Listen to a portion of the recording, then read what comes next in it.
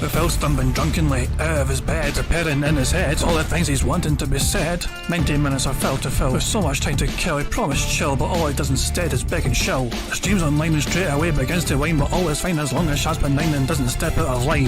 His content's immature for all to endure like fresh manure, but I feel sure he ran straight to feeling so insecure. The money earned from yesterday was withdrawn and long gone, as Phil's spending impulse is always set to stay on. If supports are also slow and stay so low and fails to grow, you never know, the show may turn into an easy bingo.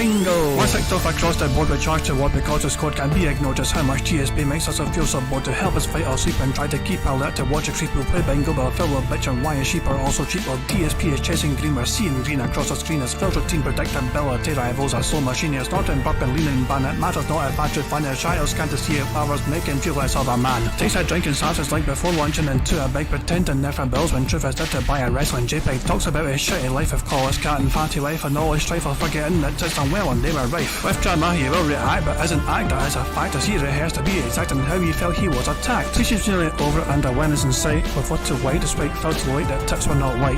We'll say alright it is okay and now it's time for Phil to play, but first he'll say that tips will help from being off the other day. And with those words we win again. It's never if but always when the game is won. Thanks to that we made it to the very end.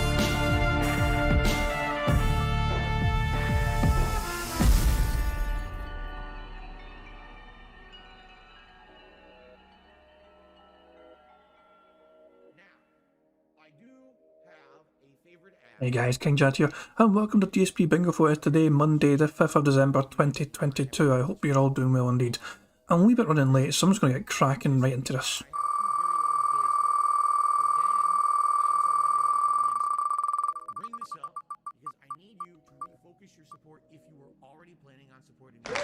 Explaining something perfect. That is the criteria for today's bingo card. Fantastic stuff indeed. And yeah, as DJ alludes to in chat by the way, DSP Gaming has spent $2,390 on WWE Champion since Friday. TJ Gamebox has been keeping tracks of this on Twitter, and he has tracked the spending that Phil has made since Friday to be almost $2,400. It's $2,390 at a minimum, at least $2,390. Since Friday, yeah, since Friday. Brand new events in WWE Champions usually begin on Fridays, so there you go.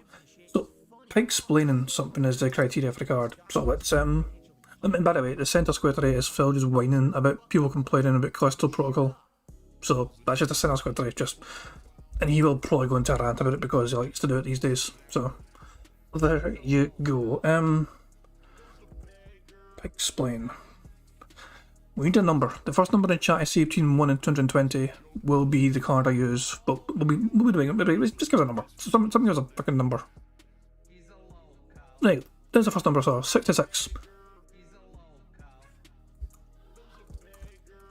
Nay fanning around today. Here we go. The left hand side bingo card is our bingo card for today's stream. As I said, I'm running a wee bit late. I don't know if Phil's going to start early or something. He seems like it sometimes feels a wee bit random when he fucking now starts. So, the bingo card on the left hand side is the card we have got for today's bingo. Years ago story, members, wow, camera point, honest, wrong, support, help, YouTube jealousy, thumbs up, it is what it is, scat talk, Kalista whining, what the fuck are you talking about, shocked, variety, new games, dumb close up tips, pig explaining something, him butchering a word, him mocking chats, him saying unique, him taking a drink, and him saying comment. So I'm going to get saved very quickly. I'm going to turn the music up and get the bingo all set up for you guys, because I've got a feeling Phil's going to start very soon. Oh, look at this. Oh, okay, someone said something about Kalista Protocol. There's only 4 enemies in Kalista Protocol. Very disappointing. Jesus, of course that is going to trigger Phil.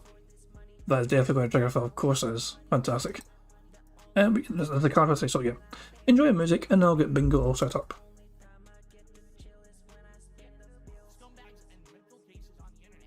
Still support, I'm a beggar and I'm a loser and I'm on level 1. And I can't go on a honeymoon with my wife. I'm paycheck to paycheck. I'm on level 1. I need this money, I get this money, beg for this money, I want the money. The only time I chill is when I pay my bills. The only time I get to chill is when I spend the bills. I need this money, I get this money, beg for this money, I want the money. The only time I chill is when I pay my bills. The only time I get the chillest when I spend the bills. If you are watching his shows and you're paying his bills, you're a fucking loser. You should not support this guy. He had an opportunity to make serious money to entertain you, and he wouldn't do it. But you're gonna still fucking give him $200? You're gonna give him $50 to pay his fucking bills? Nah, you got a job. You keep your money. Fuck that guy. I understand that people right now are so hyped for the gifted memberships, and I'm very grateful for that. I mean, thank you. But I hope that that doesn't mean that people are going to forego tipping, because that would put me in a bad situation. And in particular, I don't know why you guys, okay, why are you laughing? Grocery shopping, tips. Meal with my wife, tips. Coming up, my day off on Tuesday, tips. Nintendo Online, tips. Bills and stuff, tips. Tips are the liquidity of my business. Huh? Why are you laughing? Oh, so hilarious that this guy has stuff financially tight. Huh? I literally can't afford stuff on Tuesday on my day off, and you're gonna laugh? Oh, it's funny. When you can't go and do something with your family on your day off, your one day off for the week when you're working full-time 6 days a week. That's funny, right? No, it's not fucking funny. Now shut up. Grocery shopping, tips. Meal with my wife, tips. Coming up, my day off on Tuesday, tips. Nintendo Online, tips. Bills and stuff, tips. Tips are the liquidity of my business.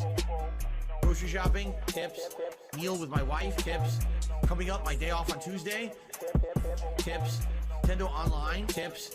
Bills and stuff, tips. Tips are the liquidity of my business. Huh? Huh? Huh?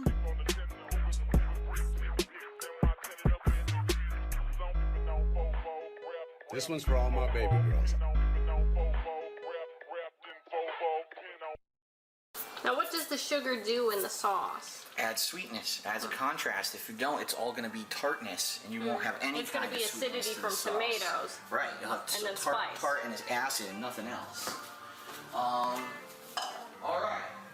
So now we got to stir all that in, and then we add our final ingredients, and then the meat. This one's for all my baby girls. Italian wife. Italian wife. Italian bills. Italian dark side fifth. Italian wife. Italian wife. Italian chill. Italian can't give her a pill. I'm half kind of European mix. European style, Asian fusion style. Tips. Greasy hair. Pasta once a week. The authentic style, Asian fusion style. Italian. Guess what else we're going to add? What? Sausage. Italian sausage. That's going to go in here too. I love sausage. I have had many varieties. Italian wife. Italian wife. Italian bills. Italian dark side fifth. Italian wife.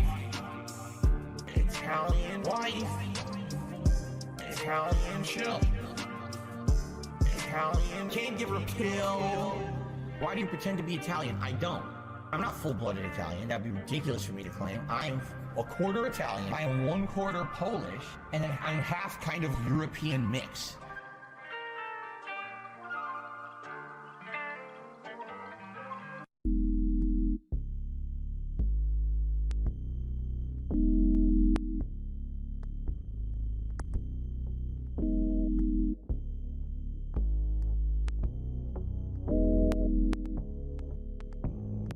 It complements the flavor perfectly.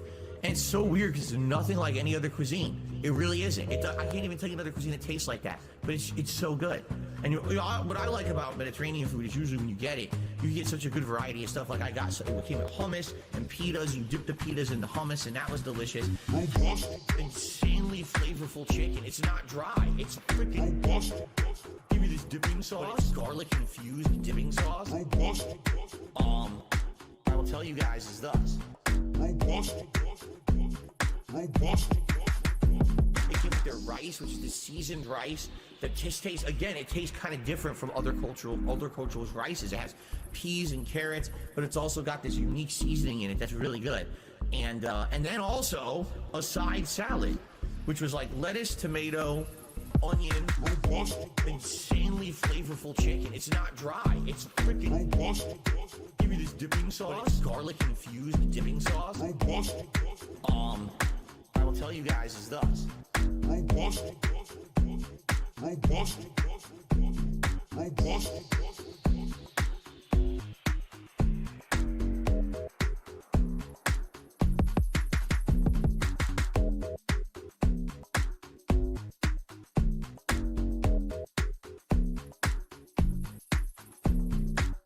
We went and got dinner. Now, this was a double-edged sword. We knew that the restaurant we were going to was probably going to be good. It was a very high-end Chinese-style, Asian fusion-style restaurant, okay?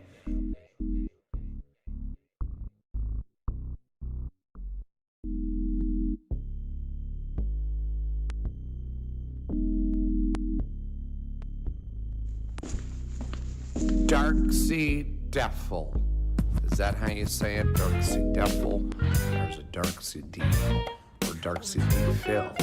Hi, my name is. What? My name is. Who? My name is. Darksea Devil. Hi, my name is. What? My name is. Who? My name is. Darksea Devil.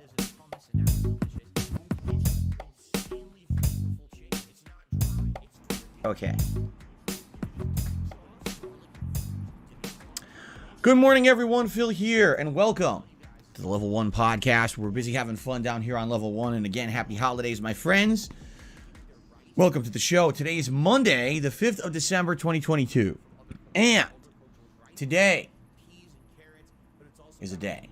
How you doing? What's going on? We got 2 more streaming days left this week for me before my day off on Wednesday. And basically, what we're going to be doing is alternating everything at this point for maximum variety. All right? But I've been listening to your feedback. I've been listening to all of your requests, demands, and, your constructive recommendations. And based on that, we've kind of shifted the schedule around a little bit. It's going to be a little bit different. In fact, tonight's stream, the late stream, is different completely based on what you guys have wanted over the past couple of weeks.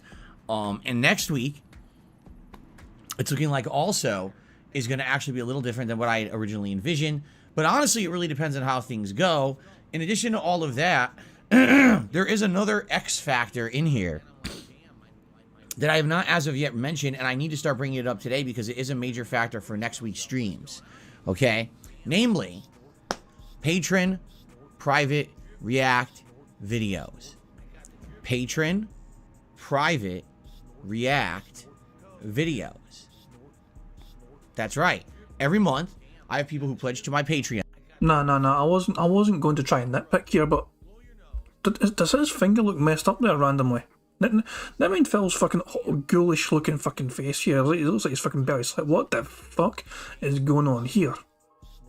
But no, hang on. Hold on.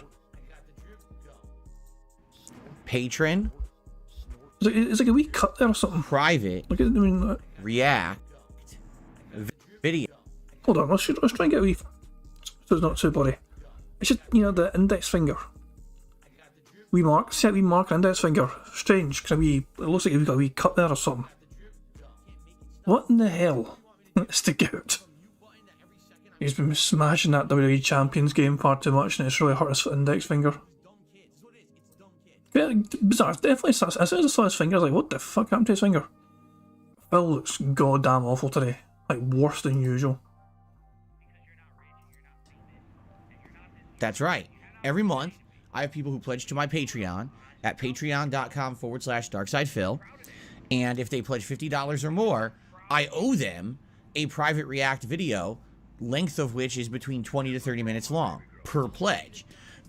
Some people pledge the amount and have an interesting set of videos they want me to react to that each are like 5 to 10 minutes long, so they'll ask for like 2-3 video reacts all in one like little video consolidated together. Others have like one long video they want me to react to. Some people even request multiple reacts. Okay? So this has been something interesting I've done this year. Let's be honest, my Patreon has really fallen into disrepair. I don't really do anything for it anymore. Just being honest, you know, I don't have any time to dedicate solely to just Patreon projects. I focus on my streams here and my videos for YouTube. So that being said, having this ability to do private reacts this year has kind of reinvigorated my Patreon. Although it's funny, I didn't get any extra patron support. All that's happened is a lot of people who used to be patrons kind of fell out, and then a bunch of new people kind of moved in and took over for them to get these private videos, you see? Now here's the thing. In order to do these private reacts, I have to take time away from my work schedule. Originally, it was only 1 to 2 people who were requesting them. And when there's only 1 or 2 people, yeah, I can probably squeeze in like a 20 to 30 minute react between streams every once in a while. Problem is now, I'm getting 4, 5, or more requests a month. And when you get that many stacked up, you're talking 2, 3, 4 hours of extra work. There's no way I can just squeeze that in between a stream. So, what I've done the last couple of months is I found one night a month where I would set aside and I would sit down and do all my private reacts in one fell swoop. Just boom, knock them all out. Upload them, and those people have been very happy. In fact, many of them are repeat customers. They come back the next month to get another react video because they like it so much. Okay, some of those people have chosen to share those private react videos with you guys, and you may have seen a lot of them. There's been me reacting to K-pop music videos, me reacting to like high level, geez, I don't even know what you would call it. You know, stuff like Einstein level space videos and shit, you know what I'm saying? Talking about black holes and stuff like that, and space-time and stuff like that. Recently, I reacted to a video that was about tourism in Singapore. I've reacted to other videos as well that you've not seen, okay? Because those were chosen not to be made public, and that's fine. If you purchase a private react video from me on my Patreon, you do with the video whatever you want. You can keep it for yourself, and it's yours forever, just for you to watch. Or you can choose to share it with others. That's totally up to you. Okay? So here's the deal. This month, I was thinking about it because I said this month I want to get the private react videos done sooner rather than later. Now, I knew this first week of December was going to be so busy there was no way I could do it this week. But now coming up, if you think about it, we got new releases on the 13th. We got the Street Fighter 6 Beta Wave 2 that I'm now in the weekend of the 16th through the 18th. That next week, we've got the Christmas specials that I'm doing, 2 of them. And the next thing you know, it's the end of the month. It's time to try to finish up everything and do my year-end videos, which is, you know, the most disappointing Games of the Year countdown and the Game of the Year awards for me. So with all of that, I'm like, dude, I gotta get these private react videos done before all that, right? So I was thinking about it last night. And I was also thinking about the schedule for the coming week and everything that's going on right now. And I was like, dude, I just realized I gotta do them next week. I have to. If I don't get them done next week, I don't know when I'm going to do them. All right? So, you know, factoring all this into my head and everything that's going on, I was thinking, and I'm like, okay, so here's the deal. Here's what I think we need to do. All right? This week, we write it out as I've already scheduled. Next week, we do what I've kind of already planned, but I'm going to amend that a little bit, which we're going to talk about right now. And then next weekend, so not, you know, not right now, but the weekend coming up, likely, that Sunday night, so it would have been a week from yesterday, I'm probably not going to do a live stream here. I'm going to do my private patron react videos. And then if I need an additional night, it'll be that coming Monday night. And quite frankly, it looks like it might be, because I was thinking in my head, I was like, I got one person who requested 2 videos. That's about an hour of work. I have another person who requested 1 video. That's an hour and a half. I have another person who requested a video. That's 2 hours right there. And then all of a sudden, Money, yeah, yeah. Money, money. Oh, money, money. Yeah, yeah. Money, money. Thank you very much to Warren for super chat. It says, which one would you like your very own personal DSP cameo video? Come on, you know you want it. Jesus Christ, man. Imagine giving Phil to like make you a cameo video. No thank you. No goddamn thank you. Hell, just become a detractor. If you become well known enough, you'll get your own personal shout out anyway for free, full of all the toxicity, all the toxic language and all you could ever want. Let's think of all the people that have had their own shout outs, their own personal shout outs from, you know, Phil. You got Doody, you've got Piece of Peace, you've got Hate Army, I could tell don't use names, but I think he definitely knows who she is. There's quite a few of them. Obviously, Tevin is the most well-known one, of course. It's right there. And then all of a sudden, I just got another request, all right? And that's another half an hour. So now you're talking 2.5 hours. And I believe there's another one coming in the pipeline. And there might even be another one. Okay? So one is like probably coming. And the other one hasn't come yet, but is likely coming. So with all that, it's like, dude, there's no way I can even do that. Maybe even in one night. All right? So let's go through the schedule. Let's talk about what you guys can expect in the next week. I hope this sounds good to you because I'm trying to give you what you want. All right? So let's go through here, okay? And by the way, this also is a major reason, a major factor why I'm not going to do a live react to the Game Awards this year. I just can't. I'm already so backed up on the games I'm playing. I've got new games coming out that I want to play, and I'm not going to have time to play them all. And I got patron, responsibilities. So with all that, there's no way I can take another stream out to now do a live react to the Game Awards. That's just not going to happen. It's going to be too much taken away from everything I need to do. All right? So here we go. Let's go through the schedule. Today, God of War Ragnarok. And let me tell you, I'm very excited for today's God of War Ragnarok stream. Why? Because last stream, minor spoiler alert, we got a new weapon. It's a spear. And this spear seems really good. This spear seems fun to use, and it seems like once I upgrade it and start getting abilities and things, and other, you get the runic attacks and everything attached to it, I think this spear is going to be the best weapon in the game. I actually sincerely feel that way, or at least for the most part, it'll be very powerful to alternate between the other weapons. But not only did I just get this spear allows you to do all of the side content of the game that up to this point we weren't able to do. The entire game, 30 hours I've been playing it, we've been encountering these areas that either look like they could be blown up or have air pockets shooting out of them. So come to find out, this spear is the thing you use to do all of that. So we're going to be able to platform up to new areas we couldn't do before. In other cases, we're going to blow up walls and get hidden items. Basically, what we can do now is go right back to the beginning of the game. And we can go through the game, starting in the realm of the dwarves, and do all these puzzles and things that we had missed out on the first run. Okay? And I actually think that's what I want to do today. And here's why.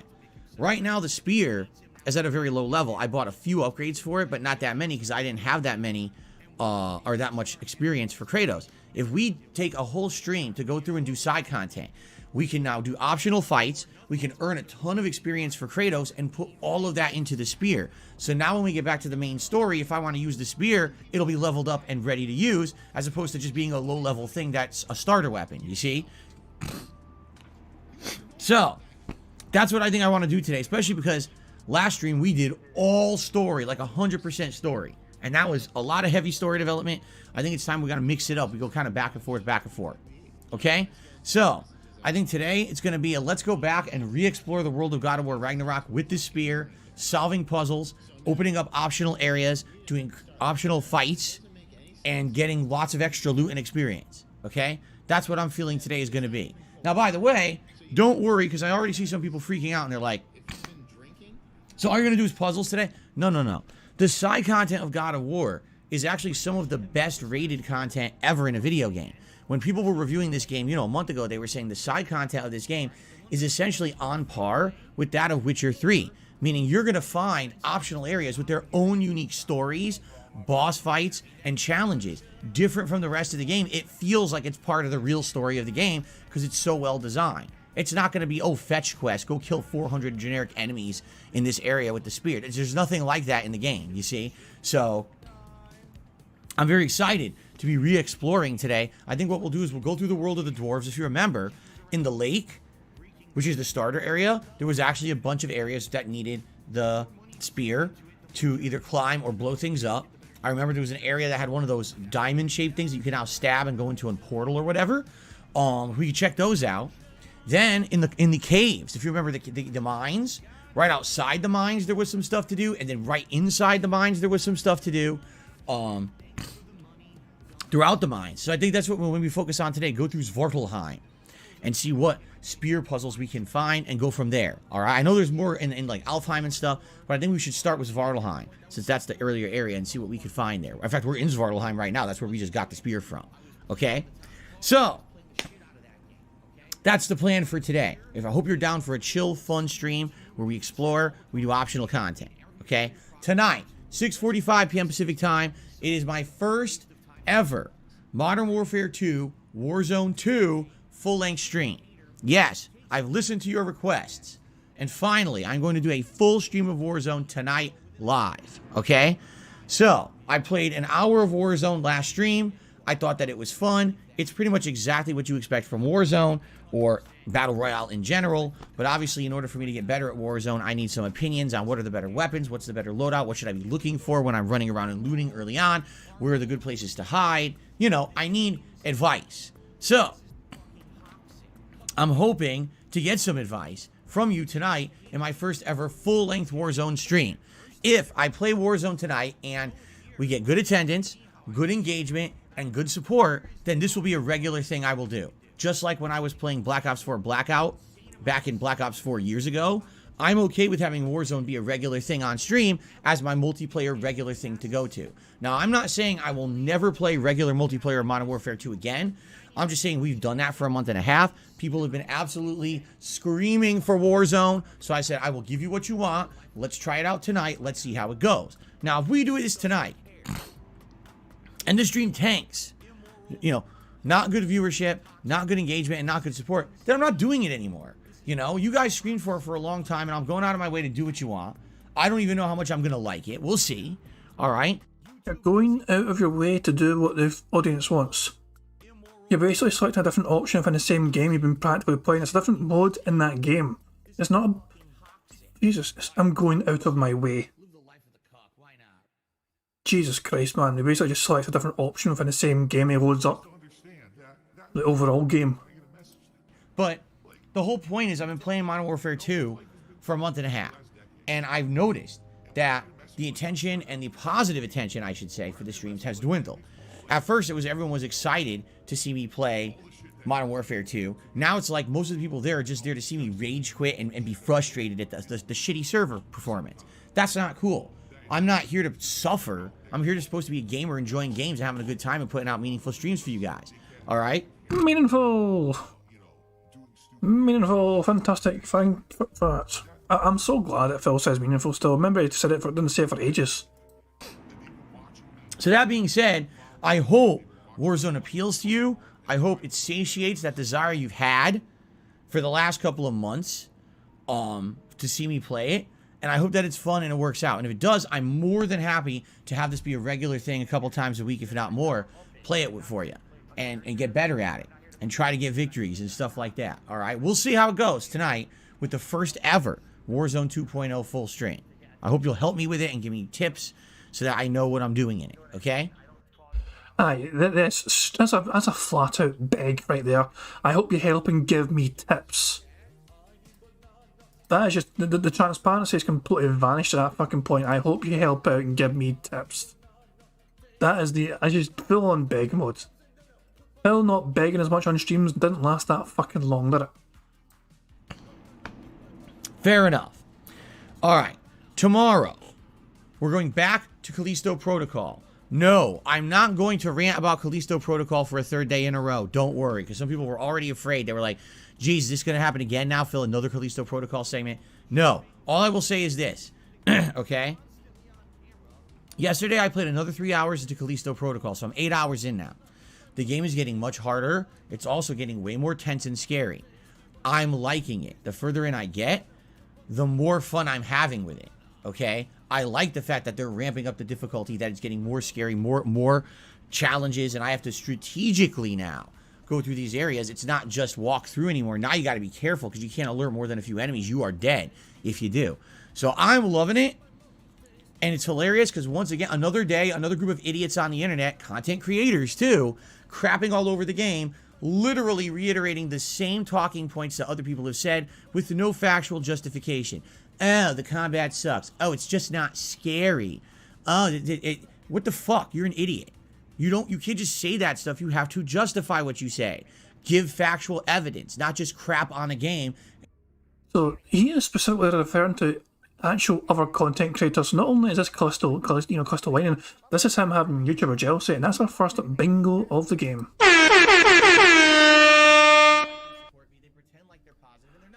Clyde Dale's like, that doesn't count, I'm quitting. It counts, of course it counts. By the way, for full disclosure, in case you didn't see the tweets, however, Phil said so. So Phil screenshotted this. Fighting Cowboys, the streamer, wrapped up Callisto Protocol earlier, honestly just incredibly disappointing. Poor enemy variety, terrible boss design, lackluster combat, performance issues, and worst of all, it's a survival horror that fails to make you scared or anxious. Damn shame. That's from Fighting Cowboy, which, if I'm correct in saying, if Dashi is correct, Dashi sent misinformation earlier on, so but shout out to Dashi. Well, I don't know if Fighting Cowboy is a big content creator themselves, but Center Strain, who replied to them, Center Strain has 321,000 subscribers on the good old YouTube. So yeah, it's like he's including him in his response for sure. He gets cropped out the fucking top tweet, but nah, he's included Center Strain as well. And Cowboy has 1 million subs, so bugger me. I showed you how much I fucking know. Cowboy's 1 million. I am ignorant of these other content creators, but hey, fucking go. Yeah, there you go. So these are two big YouTubers. Also, I know Center Strain, not fucking personally, but I know of Center Strain. I tweeted the bastard fucking like in 2015. In fact, I might even show you the fucking tweet if you want. So, Dragon Killer DSP archives are gone now. The fucking tweet is gone, suspended account. But Phil had said something or whatever. I said, don't worry, Phil, he still sucked in Metal Gear Solid 5. I watched Center Strain play it. He knows how to treat a stealth game. This was back in 2015. And Center Strain saw us a tweet because he actually liked the damn thing. He's one of the people that liked the tweet. So, as well as a few other people, of course, But, yeah. As I'm saying, he is aware of who Phil is, I think, in some capacity. At least he was back then. I don't know how much he's on the radar now, or Phil, whatever. But yeah, so I've seen Center Strain's name there, and that was a bit of a blast from the past for me, because I've watched some of his stuff before and all that. And yeah, Phil is calling out these content creators for their opinions. And this obviously he's angry. His tweet, Center Strain said, I wanted to love it, but the combat was awful, and the bosses were so boring and bullshit. And Fighting Cowboy said, what, you mean fighting the same guy 4 times, it kills you and 1 hit is boring? Who would have thought? Phil's response to this was, I can factually disprove everything I hear outside of performance issues, which are PC exclusive, and the bosses, 8 hours in, there are none yet. This is the reason I'm upset about the bandwagoning against Callisto Protocol. Want to be cool, hate on the game, and justify nothing. So this is what has triggered this little rant here from Phil. And of course, because it's a triple whammy actually, because... Oh, I've already got butchering a word. I was going to say because he said Callisto, I was going to get him for butchering a word, but I got him for that. So yeah. Let's just rewind it just a wee bit, and I'm going to go 1.25 speed, so we can try and speed through Phil's rambling. And it's hilarious, because once again, another day, another group of idiots on the internet, content creators too, crapping all over the game, literally reiterating the same talking points that other people have said with no factual justification. Oh, the combat sucks. Oh, it's just not scary. Oh, what the fuck? You're an idiot. You can't just say that stuff. You have to justify what you say. Give factual evidence, not just crap on a game. And you have a following of people who are now going to crap on the game along with you because you're an irresponsible douchebag. Okay? And I'm tired of it. I would like to point out as well, Phil did not have the bravery whatsoever to, actually tag these guys. Like he screenshotted what they said, didn't at them, didn't quote tweet any of them, he just screenshotted it, and then privately and secretly, or whatever, tried his best to fucking have us, comment on it. What a bitch move. Have the decency to fucking at them at least. What he wants, what he is looking for here, right, I don't know if it's happened already, I'd be kind of disappointed if it has. He wants detractors to harass these two YouTubers, these two bigger YouTubers, into trying to instigate some drama. He wants a detractor to go through. Did you see what Phil said about you, DSP? You know what he said about you, whatever. And they want to have the detractors. So Phil wants to have detractors try and instigate some drama between these two that he has caused because he's too much of a fucking bitch to actually fucking at them himself and just be a man and confront them. Now he's going to just fucking un-at them, whatever. So they've got no fucking reason to know who Phil is. I'm pretty sure Center Strain probably forgot who the fucking Phil was. And Fighting Cowboy's got 1 million subs. I'm pretty sure he doesn't fucking care. You know, Jesus Christ, man. I don't know. I've never heard of Fighting Cowboy, but that doesn't mean the guy's got 1 million fucking subscribers, so he's doing something right, of course, on the good old YouTube side of things.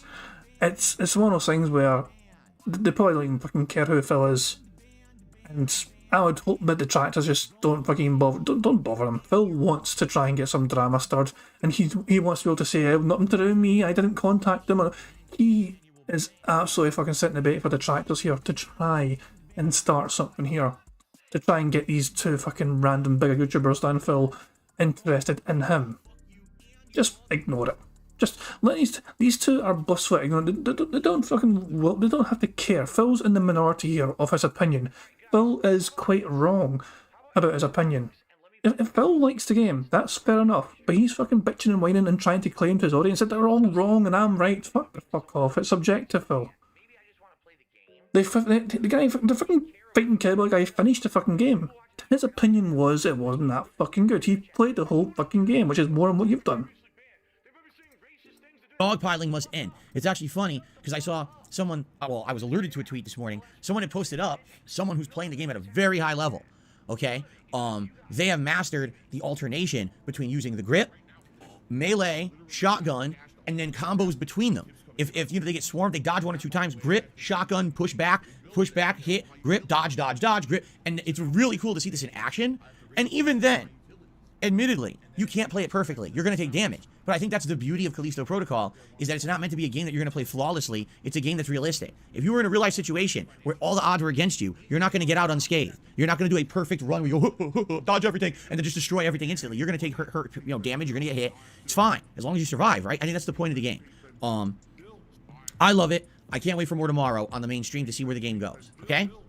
Tomorrow night on the late stream, it'll be more Pokemon Scarlet. If you saw last night's stream, you see it was a very productive stream. Not only did we catch, yet again, way more awesome Pokemon, even higher evolutions of the ones that we previously got, but also, we took on a new gym, the normal type gym, and it was very, very close. And I won't tell you what happened. You gotta watch. But it was a very epic end of the night, let's put it that way, okay? So that was super fun. I can't wait for more chill Pokemon tomorrow night, okay? Then, Wednesday, I am off from streaming. That's my day off for this week. Actually, this week is kind of an eventful week for me for a couple of reasons. Number one, I'm going to be heading out and seeing if I can find any new, like, Christmas-type sweaters or apparel to wear during the Christmas marathon. We're going to see what's out there. Maybe I can get 1 or 2 new things. In addition, I'm going to go to the liquor store, and I'm going to see what kind of holiday-themed liquor they have to see, what I can get for the marathon as well. I'm hoping to find a few interesting things at the liquor store this week, okay? So, see what happens tomorrow, or Wednesday, on my day off. Now, when I return on Thursday, all right, it's going to be God of War Ragnarok, paired with, if Warzone goes well tonight, the next stream of Warzone. Okay?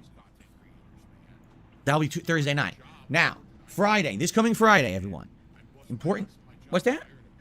Oh. Did you hear what Jasper said? He says there's space aliens in the backyard. I should go check it out. I think Shut up, bitch! With me and Kat. He thinks that Agent Fox Mulder's in the backyard looking for a space alien. Jasper, there's no aliens. Did you guys hear him meow? Shut the fuck up! Jasper. Jasper kitty. Now he won't talk. Anyway, so this coming Friday is an important day. Here's why. My goal on Friday is to complete the Callisto Protocol. Now, all reports are that the game's around 15 hours long for someone like me who takes his time, who explores, and who's interacting with you guys. All right? It's going to be a little bit longer than someone who basically is just rushing through the game. Fair enough? Now, I'm giving him an ear massage. I've already played 8 hours in. All right? If I play it again tomorrow, that means I'll be 11 hours in. Okay? But that means I won't be ready to beat it yet. So my goal this coming Friday is to complete Callisto Protocol. The first stream will be Callisto Protocol, and we'll see how far I get. If I beat it, great. Then the night stream could be something else. But if not, then it's going to be Callisto Protocol both streams until I beat the game. All right? Now, if I complete the game with extra time, maybe I'll even do a review of it. Okay? Maybe I will. But that all depends on time. I'm not committing to doing that, all right? I feel like with all the insane amount of negativity tossed towards this game, this could be a game that maybe me doing a review of it may be worth it. Not to say that anyone's going to watch it. As you know, pretty much no one watches my videos on YouTube. Let's be honest here. Even if I do a full review of it, that's contrary to all the shit that these idiots are saying about it, and I factually prove them wrong, it will likely get a few thousand views, if that. So I have no misconceptions about how popular my shit is on YouTube these days. I know it will not get any kind of viral popularity or anything like that. I'm just, I just feel like this is a game that maybe deserves it, okay? So, Friday, the whole commitment here is beat Callisto Protocol, all right? Now, if I beat it, then that means Saturday, guess what? On Saturday, I'll probably do a major daytime stream of Pokemon Scarlet.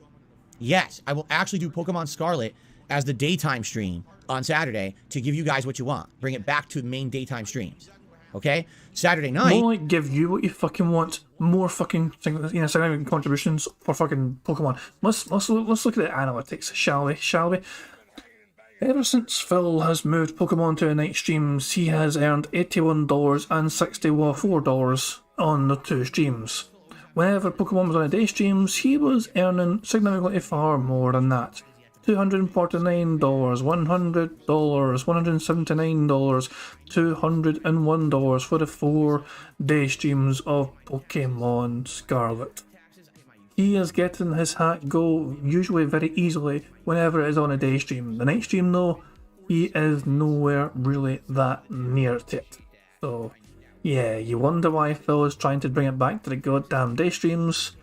There is why. He's going to pretend his audience are asking for it, his audience are demanding for it. The real truth of the matter is, it makes the most financial sense for Phil Burnell to move it to the day stream. He is just too much of a bitch to actually admit that the money is a genuine reason. But there's no shame in that, Phil. It makes, if you're going to fucking play a game, you might as well fucking play it on the fucking stream, which is going to get you far more money. At the end of the fucking day, you're still playing the goddamn game. You might as well just maximise your fucking return for the time you spent playing the game. There's nothing wrong with that. I just think it's a bit of a bitch move for Phil to be too ashamed to admit that. Would then likely be more Warzone, if you guys want Warzone. If you guys are already tired of Warzone after a couple of streams, maybe I'll do a standard multiplayer stream instead. Alright? Now, here's where the schedule gets weird. Sunday of next week, I'm only going to do one gameplay stream, and it's going to be God of War Ragnarok. Alright, and that's going to be Sunday's daytime stream, and that's it. Why? Because Sunday night, I'm going to be doing the private React videos for patrons. Okay? Now, Monday of next week, okay, 1 week from today, alright, I'm likely going to do another major stream of Pokemon Scarlet as the daytime stream. Now, will there be a night stream that day? I don't know. Maybe not, because if I have as many private React videos as I need to make lined up, then likely I'm going to need to be making them 2 days in a row. So likely it's going to be both Sunday and Monday night that I'm going to be doing private reacts, in which case there'll be no light stream on Monday either. It'll just be me doing those videos, all right? But, if I do get them done sooner rather than later, then maybe Monday night, we'll figure out what we want to do. Do we want to do maybe a random Street Fighter stream or something, right? Or we could just do more Modern Warfare, whatever we want to do. We can play it by ear, but the thing is, it's more of a kind of a bonus stream. If I get to stream, I do. If not, it's fine, okay? So that means, yes, both Sunday and Monday of next week, likely there's only going to be one stream. And yes, next weekend, Pokemon Scarlet becomes a daytime stream again. Okay? Now, Tuesday of next week is the big what if. And you might say, what do you mean by that? Tuesday of next week is December 13th. December 13th is a double new release day. There's 2 games that are coming out that I'm interested in. But if you guys want me to keep playing the stuff that I'm playing in the method that you want me to play it, alright, I guess I can only play one. Because there's no way that I could be playing Pokemon and God of War as the daytime streams. Okay? And then take on 2 new games plus Modern Warfare 2 all at once. That's not going to work. So it's a question of, do I drop one of the games I'm currently playing to make room for 2 new ones? Or do I only play one of the new games and the other game gets held off on? All right? And so the way I see it is, here's the 2 new games that are coming out. All right? High on Life, which is the shooter for the makers of Rick and Morty. If you haven't seen any footage of it, it's the one where the guns can talk, and it's pretty fun commentary while you're actually playing the game. All right? Or Final Fantasy VII Crisis Core Reunion. If you don't know what that is, it is a game from the 2000s, from the PSP era. It was a game that was supposed to be a prequel tie-in to Final Fantasy VII, and basically what it is, it's a lot of grinding style gameplay. If I remember correctly, what you're doing is you're Cloud, but you also have other soldiers involved, if I remember correctly, and you're basically trying to fight and level up your character against armies of enemies and stuff. It's very different from classic Final Fantasy VII. Let's put it that way. It's kind of its own entity, but I remember owning it on the PSP and getting addicted to it and really enjoying it. I took the PSP on a couple of trips with me and played it for a long time and actually really liked the game, but I never beat it. Okay? Now, it would be interesting to me to play it again, but at the same time, this certainly is not a brand new game. I'm just being honest, it's not. It's basically a modern re-release of this game from the 2000s. All right? It's not going to add anything new that we haven't seen. It's not like it's going to have new story elements or anything like that. We've already, if you played it, you played it. It's just a remake for consoles of a game that most people have not seen in a long ass time, like 20 years, right? Or 15 years, I guess I should say. So I'm down for it if people want it. At the same time, High on Life is a new game, and people might want to see that more. All right? The other thing is, Final Fantasy VII Crisis Core, I remember, is a very grindy, very lengthy game. So you're talking at a time when I'm playing a very lengthy RPG in Pokemon, when I'm going to be nearing the end of a very lengthy playthrough of God of War Ragnarok, taking on essentially another very grindy, lengthy game. All right? Isn't Final Fantasy VII, like, you know, isn't that technically a JRPG? I thought the Japanese made Final Fantasy games. I thought he swore off those. You know, you can't fucking pick that game. Yeah, I don't know why a fucking game's like, all of a sudden, you know, he's thinking about playing it, even though it's an old fucking game. Technically, yes, but it has action elements, says Ryu Shinden. Okay. For all intents and purposes, it does seem like a JRPG. So I sort of felt it a sip, so we took that. The card's doing well so far, I think. It's a decent card. And years ago story, we can take that as well, because Phil was talking about playing that game, you know, literally just like, you know, fucking years ago, you played that game and taking fucking chips around all that shit in the PSP. So yeah. This is a decent card. We're doing well. So by the way, I'm not leaning towards either game. Just so you guys know, I'm not saying one way or the other, oh, I would prefer this one or I would prefer that. This would basically be up to you guys.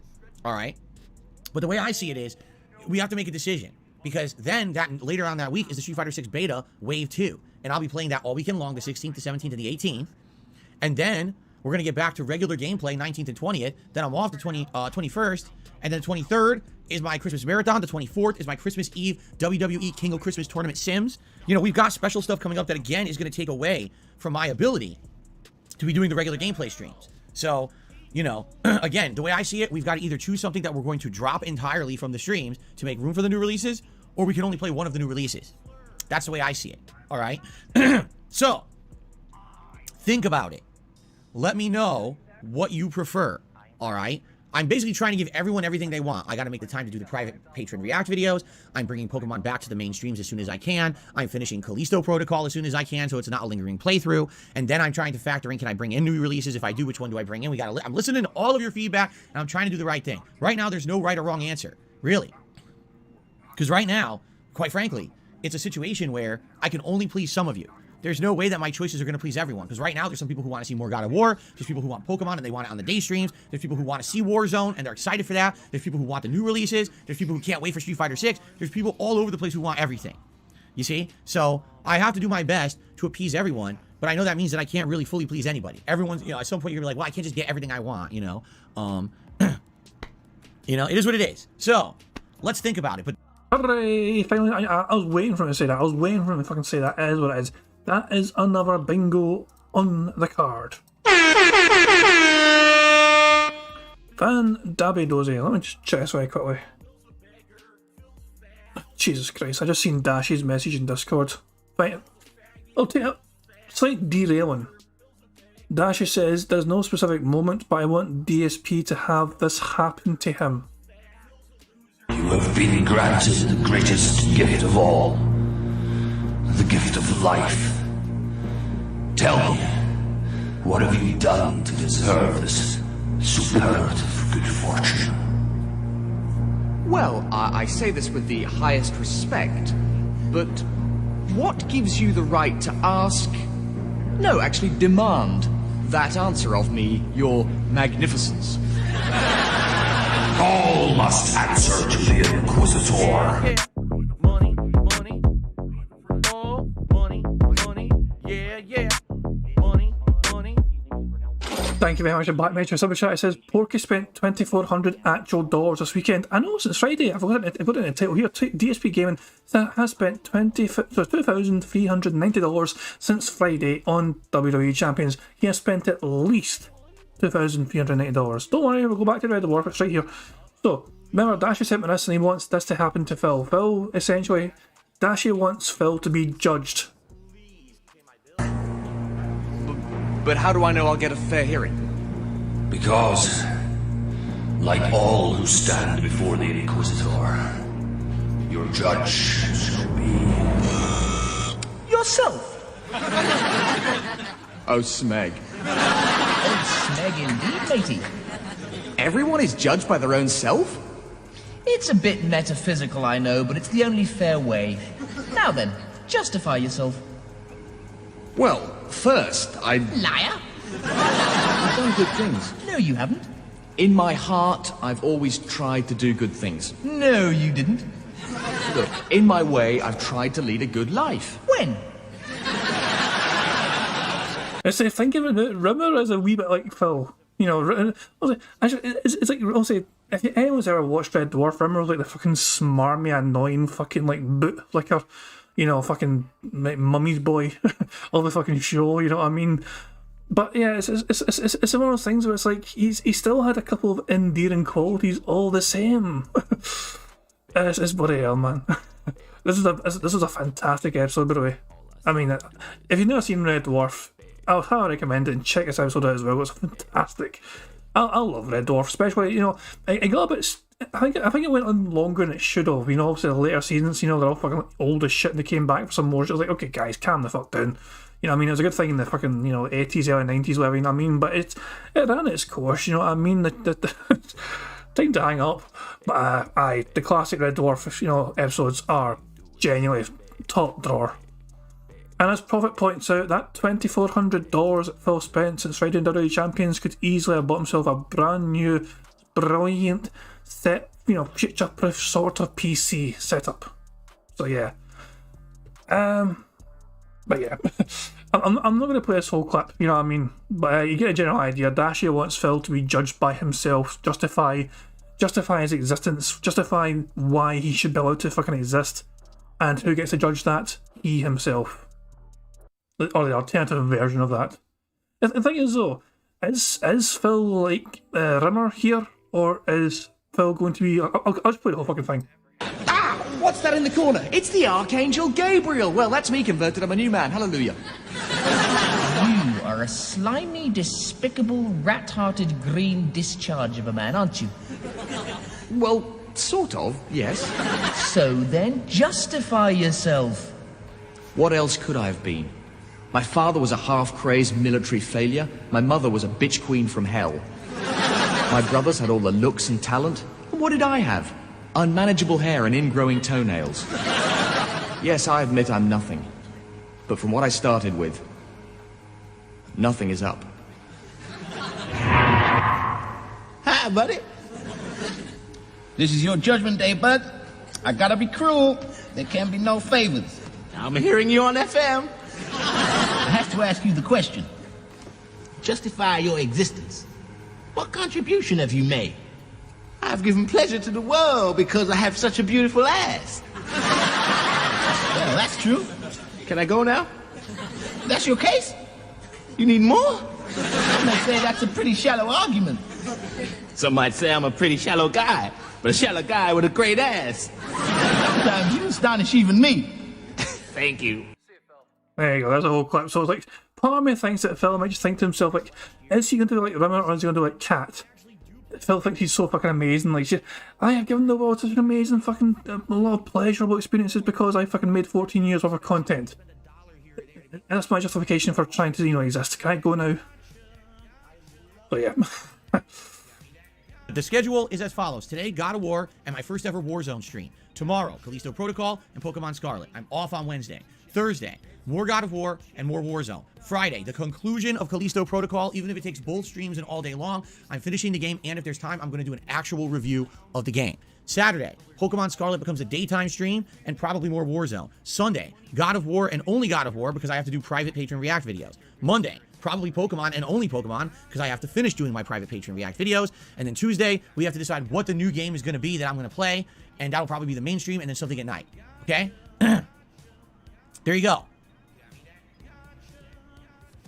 All right, let's think about it. Let's talk about it over the course of the week. Which maybe new release you want to see, or what I should do. Okay. Iron Man the Power just gave me his full opinion. He says, put High on Life as a night stream, focus on God of War, Ragnarok, and Pokemon as daytime streams, wait for Final Fantasy Crisis Remake later. It's a good suggestion. High on Life probably isn't as long of a game. It's a Game Pass game, but let's say it's like 5 to 8 hours long. 2-3 night streams, we can wrap it up, and we alternate that with Call of Duty. That could work. That could absolutely work. It's probably a good suggestion. And he's the first one who got a suggestion in. Okay. All right. So there you go. Let's talk about it over the next week. Okay, guys? All right. The only other thing that I really have to talk about is I want to reiterate to everyone that there is a monthly members goal this month. It is 575 members, and if we hit it at any point during December, which typically is a month where we get a lot of new members to the channel, whether gifted or not, it's the return of the viewer's choice playthrough. That means you will be nominating and voting on a game that will become a full playthrough here on DSP Gaming. All right? Previous games have been very exciting. You guys have chosen franchises that I never knew about, like Persona and Yakuza. You guys have opened my eyes to classics like Super Mario Sunshine or the Spyro trilogy or the Crash Bandicoot trilogy. You guys have picked really awesome games from the past that became epic modern playthroughs, like Fallout New Vegas and all of its DLCs last year. Okay? So every time we've done one of these awesome viewer's choice playthroughs, it usually turns out to be a super awesome experience. Seriously. There's been a few bumps in the road, let's be honest, but even then, those are some epic style game playthroughs where at least I got to see what the games were, like Divinity 2. Of course it didn't work out, but hey, I played 60 hours and I got experience to what that franchise is, and now I know moving forward, right? So it still wasn't a waste of time. So, I'm very excited to see what you guys would come up with, but we have to hit the members goal for the month. I have seen very little movement, like trickles of movement for the members goal this month, all right? This is the season of giving. It is a time of the year when if you like the content that I put out here in the channel, if you want to maybe give back not only, say, to the channel, but also to maybe give to your fellow viewers. You can gift memberships, and I'm sure they're going to be very appreciative of any gifted memberships here. You got hundreds of people who had memberships over the last couple of months, and now they're just waiting in the wings to accept, right? So, please consider it. Thank you in advance to anyone who becomes a member, re-ups a membership, or perhaps gives some memberships to the channel. The sooner we hit the membership goal this month, the better. That allows the ability for people to start nominating games right away and work on that, okay? Now, in addition to that, I should remind everyone, there is a Christmas Marathon coming up on Friday, December 23rd, and it is you guys who are nominating games right now for that event. Members have their own thread on the community tab of DSP Gaming that have been nominating, and what I'm going to do within probably about one more week, I'm going to sit down and look at what the members have nominated, count them up, and whatever game got the most nominations is 100% being played on Christmas, okay? Then, what I'm also going to do, there's a public posting on the community tab. If you want to look at that, type !Christmas into the stream chat. The link will pop up for you. When you go to that and you take a look, that is basically for the public to nominate games. That's going to run for about one more week. And then I'm going to tally up those nominations and make a poll on which you will vote for about a week to determine what actual remaining games will make it into the Christmas Marathon event. Okay? Right now, the only game that's a lock for the Christmas event is Disney Dreamlight Valley. It's actually getting content upgrades this week. I think it's actually tomorrow. It's getting an expansion where it's going to be the Toy Story Holiday Expansion. So I'd like to obviously check that out on Christmas, or the Christmas Marathon, I should say, as something nice and chill during the day. That way I can sit back, relax, talk with you guys, have some drinks, and do some fun, interactive stuff in Disney Dreamlight Valley. Outside of that, I don't know what else I'm playing that day. That's up to you guys, all right? Yeah, yeah. Money, money. Oh, money, money. Yeah, yeah. Money, money. Thank you very much to Black Mage for Super Chat, who says Phil still owes like $20,000 in back taxes because he pays the bare minimum too. So WWE is clearly the smartest investment. Yeah, that's a very fucking good point. Phil is always about paying the absolute minimum rather than trying to pay more than what he needs to try and clear his debts quicker. No. Phil's always about trying to pay the absolute minimum on things that he needs so he can get, try and enjoy life a bit more. And do some fun, interactive stuff in Disney Dreamlight Valley. Outside of that, I don't know what else I'm playing that day. That's up to you guys, all right? So if you haven't yet, please nominate games for the Christmas event, and good luck. All right? Is that all right? It's okay? Is that all right? All right. Oh, that's it. I think I'm thinking of my the housekeeping stuff here. A couple quick reminders before we get to news and shout-outs. Today, if we happen to hit the tips goal on today's first stream of $100, what the heck happened here? I don't know how that ended up down there. We have 2 holiday-themed hats that can be worn for the entire month of December if we hit $100 in tips on any stream. The Santa hat and the Let's Get Lit holiday hat, all right? They're both cool. They're both a lot different, and obviously they're both in line with the holidays. So thanks in advance to anyone who contributes in any way, and if we happen to hit that $100 goal, holiday hats are in the running. Now, of course, we'll have regular hats in the running as well. I'll rotate those around too, but I'm excited to see these hats. Yesterday, we actually wore the Santa hat for the Callisto Protocol stream, which was really fun. In addition, if you tip $8 in a tip, you can ask the Magic 8 Ball a question, okay? And it'll get answered, and I'll play a special animation for you. So in particular, will we find a lot of fun new stuff using the spear today in God of War Ragnarok? Outlook, good. Thank you. Happy holidays to you, 8 Ball. You're actually nice to me today for once, instead of being a big jerk. Thank you so much, 8 Ball. See, the 8 Ball is in the holiday spirit. You see that? There you go. Okay, I'm trying to think if there's anything, like any final things before we, No, let's get to news. All right, I have a couple quick news stories that I want to cover today for you guys. So hold on a second here. It's been a rough year. Why does Phil always have to mention that there's a tips goal on the stream? And why does he have to mention if it's a slow day for contributions? And why does he have to bring that up? Big up, okay, here we go. So, we have two interesting stories to cover. Story number one is that the new Star Wars game that's being developed by the same people who made Star Wars, oh god, what was it? I can't remember what it was called. Star Wars Jedi. I can't remember what it was called. It was one from a few years ago that I really liked. It had gameplay that was action-based, and it was, a lot of people said it was like the Dark Souls Star Wars game. I don't agree with that. I think it was much easier than that, but man, it was a fun game playing as a Jedi that was on the run from the Empire. Fallen Order, thank you. That's what it was called. I really liked that game. And it was a shame because at the time, it was announced that the studio was basically being like broken apart and they weren't going to make any more games. And everyone was like, what are you, crazy? The game sold well. The game was good. Like, this is stupid. Well, come to find out, it was bullshit because there was a backtracking and now they are making a new game. The game is called Star Wars Jedi Survivor. It's a direct sequel to Jedi Fallen Order. And we're going to not only get exclusive first look information and gameplay of this game at the Game Awards next week, but in addition to that, it's rumored the game's coming out in March of next year. Now, why is it rumored? Because Steam, for some odd reason, has a listing for it coming out on March 15th. Now, I looked this up, and March 15th is a random Wednesday. That doesn't sound right to me. If they're going to have a new release come out, it's likely going to be on a Friday, more than likely. And even then, if it wasn't, it's probably on a Tuesday. So I don't believe this. I'm thinking this is probably a placeholder date, especially because the 15th is dead center in the middle of March, meaning that would probably be like what they consider like end of first quarter or something like that. So I don't believe this is correct. I think it's a placeholder date. But of course, people on the internet are reporting it. Oh my God, it's coming out in March. It's like, there's no confirmation of that. They haven't officially said that yet. Okay. But we're going to get our first information about the game this Thursday at the Game Awards. And maybe then we'll actually get information on when it's coming out. And I'm excited. I liked Fallen Order. I thought it was super duper good. And I can't wait for the sequel. So, thumbs up there. The only other piece of game news today is really... There's your proper thumbs up there. That's a genuine thumbs up. That's not just Phil putting his thumbs up to try and count. He uses sometimes to count, you know, but I don't count as a thumbs up. That is a true, bona fide, 100% confirmed, legitimate thumbs up, and that is another bingo.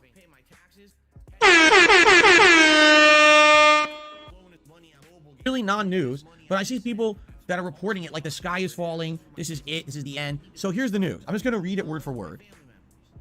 And then I'm going to give you my take on it. All right. So first of all, here we go. Ready?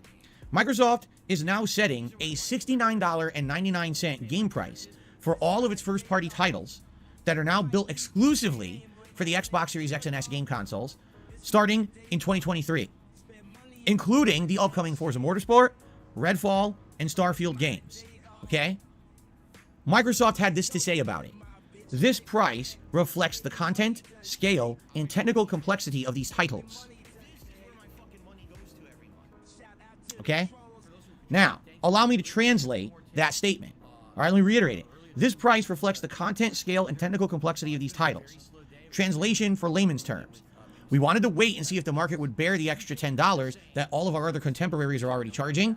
We haven't noticed any major dip in game sales, so we're going to say, why are we going to mess out on $10 extra for literally nothing?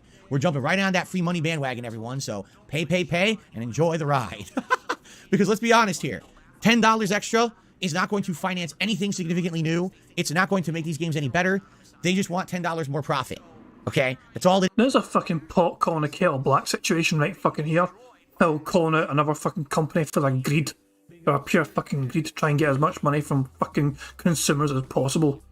Look in the fucking mirror, Phil. It is. And the other companies have been doing this. I just bought Callisto Protocol. That was $70. God of War Ragnarok. That was $70. All these new games are $70. They're all charging $70 now. So Microsoft has been the one to hold off on it. Now they're seeing everyone else is doing it, and they're fine. So now they're going to jump on. They didn't want to be seen as the villain. They didn't want to be seen as the company that did it first, and then everyone rages against. So they waited an extra year, but now everyone else is on it. So they're like, okay, now it's time for us to jump in and make our extra money for literally nothing. They will not be taking that $10 extra from every sale and putting it towards Jack Diddley. That's going right to their bottom line. Money, money, yeah, yeah. Money, money, more money, money, yeah, yeah. Money, money. Thank you very much, Black Mage, for Super Chat. It says, Game Pass still exists. Next. Yeah, that's a good fucking point. Phil's primary focus when he's playing Xbox shit is a lot of it to do with Game Pass and see what's available in Game Pass and see what he can play from using the Game Pass feature. If he has to buy a new fucking game, usually it's going to be his audience that buys the fucking game for him, either with a big massive fucking amount of tips or by actually giving them fucking credits to buy the fucking game himself. But very rarely these days does Phil actually buy the game outright with his own goddamn funds he has earned from fucking stream whatever. A lot of the time he will have to explicitly forthright just ask his audience, guys, if I want to afford this fucking game, you guys are going to fucking help me. That is what he's been like now for the last several fucking, months, it feels like.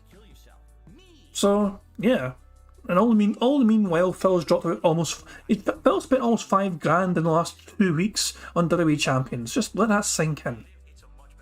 Almost $5,000 over like the last 2 or 3 weeks, on WWE Champions. He is spending an abnormally large amount of money, more so than usual as of late, on WWE Champions. It really is incredible tracking the kind of things that TG Gamebox is trying to track, the kind of things he does as well. He is playing that game, like literally as soon as the stream stops. He's like playing the goddamn game. He's clearly playing it while fucking having dinner with Cat. Let me see if I can find actually. Let me see. 2 seconds. Can I find TJ's old? Where's TJ? TJ, where are you? Money, money, yeah, yeah.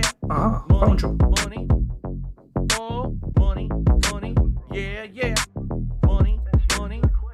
Thank you very much for Robert for Super Chat. It says, remind me, how much money does Phil put back into Burnell Productions to improve the quality of his streams and content, and no bills do not count? Your guess is as good as fucking mine, to be honest, you know what I mean? When's the last time Phil actually invested? The last time Phil actually invested money into upgrading his actual content? That's actually a fucking good question. Because the laptop that he uses to kind of monitor chat was gifted to him, apparently. So the TV was kind of gifted to him as well, in a sense, because his chat gave him enough to buy it outright, but instead chose to put in a payment plan. So I'm not counting the TV, the fucking brand new fucking TV plays his fucking games on. Nah. He bought himself a new monitor because our one died. Very recently, Phil got that new monitor. The one that he's still not fucking configured yet properly because he keeps complaining, oh, is it fucking choppy? He's like, nah, it's not choppy for us. It's choppy for him because the monitor's still not fucking really set up properly, it seems. You could argue the fucking new monitor. Although that was not really done. That was a necessity. That wasn't Phil just trying to upgrade anything. That was him replacing something that's broke. Money, yeah, yeah.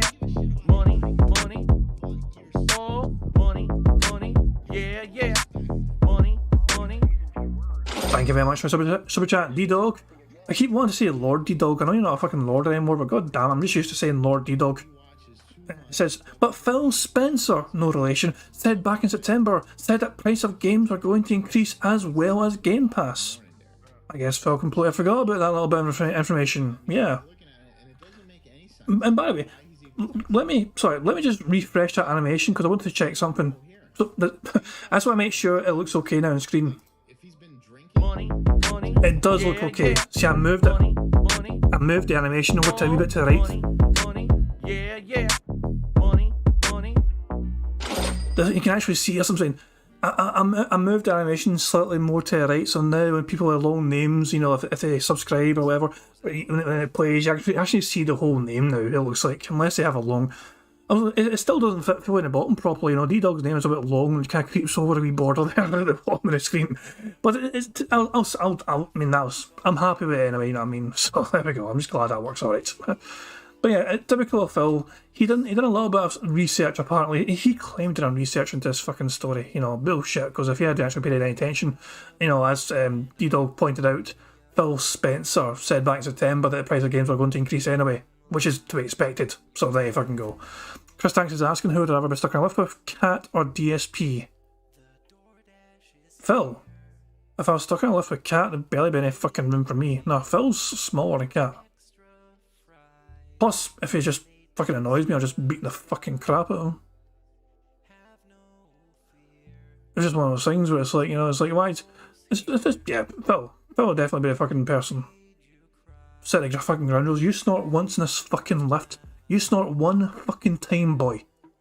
Just, I swear to fuck, I'm just gonna knock you the fuck out. Just hold it in. We know you can fucking control that shit.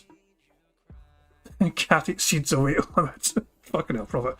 But yeah, you get to see this was an earlier tweet from TG Gamebox. This is what I was trying to get alluded to before. So this tweet was back in the 3rd of December, 2 days ago. 2 days ago. DSP's in the top 50 after spending on his break, but not playing the verses. The minimum he can get without playing the game after calculating is this amount of points, and that's being generous. So he spent a minimum at this point of $1,321. So this is the 3rd, Saturday, the 3rd. Saturday evening for UK time. I know UK time was like late Saturday evening. And since then he spent, like, you know, another grand. And what else is it TJ said? For anyone who can't comprehend how fast he goes from game to spending, the first image was at 7:30 PM EST, and the second image was 1:12 AM. So, like, you know, 5 hours later. So Phil went from 6,800,000 points to 7,280,000. Quite a lot of fucking points. A lot of fucking points gathered very quickly.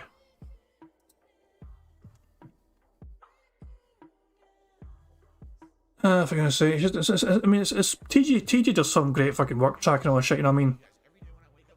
And also, the most latest image from 7 hours ago, this image was shared, Phil got up to 4th place so far in the rankings, although he is quite a bit behind the top 3. Quite a bit behind the top 3. But anyhow. So yeah, Phil, it's just an abnormal amount of money Phil has been spending lately on this fucking game. Yeah, fuck me, man.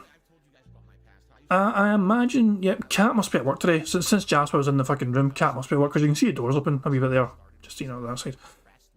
So as I said, Phil yesterday had a better stream. Phil was fucking 2 days ago, $90.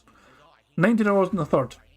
You'd think that somebody got such a poor fucking amount of support on the 3rd in general from his content wouldn't spend so fucking heavily in WWE Champions, but hey, fucking go. He spent fucking thousands at that fucking game.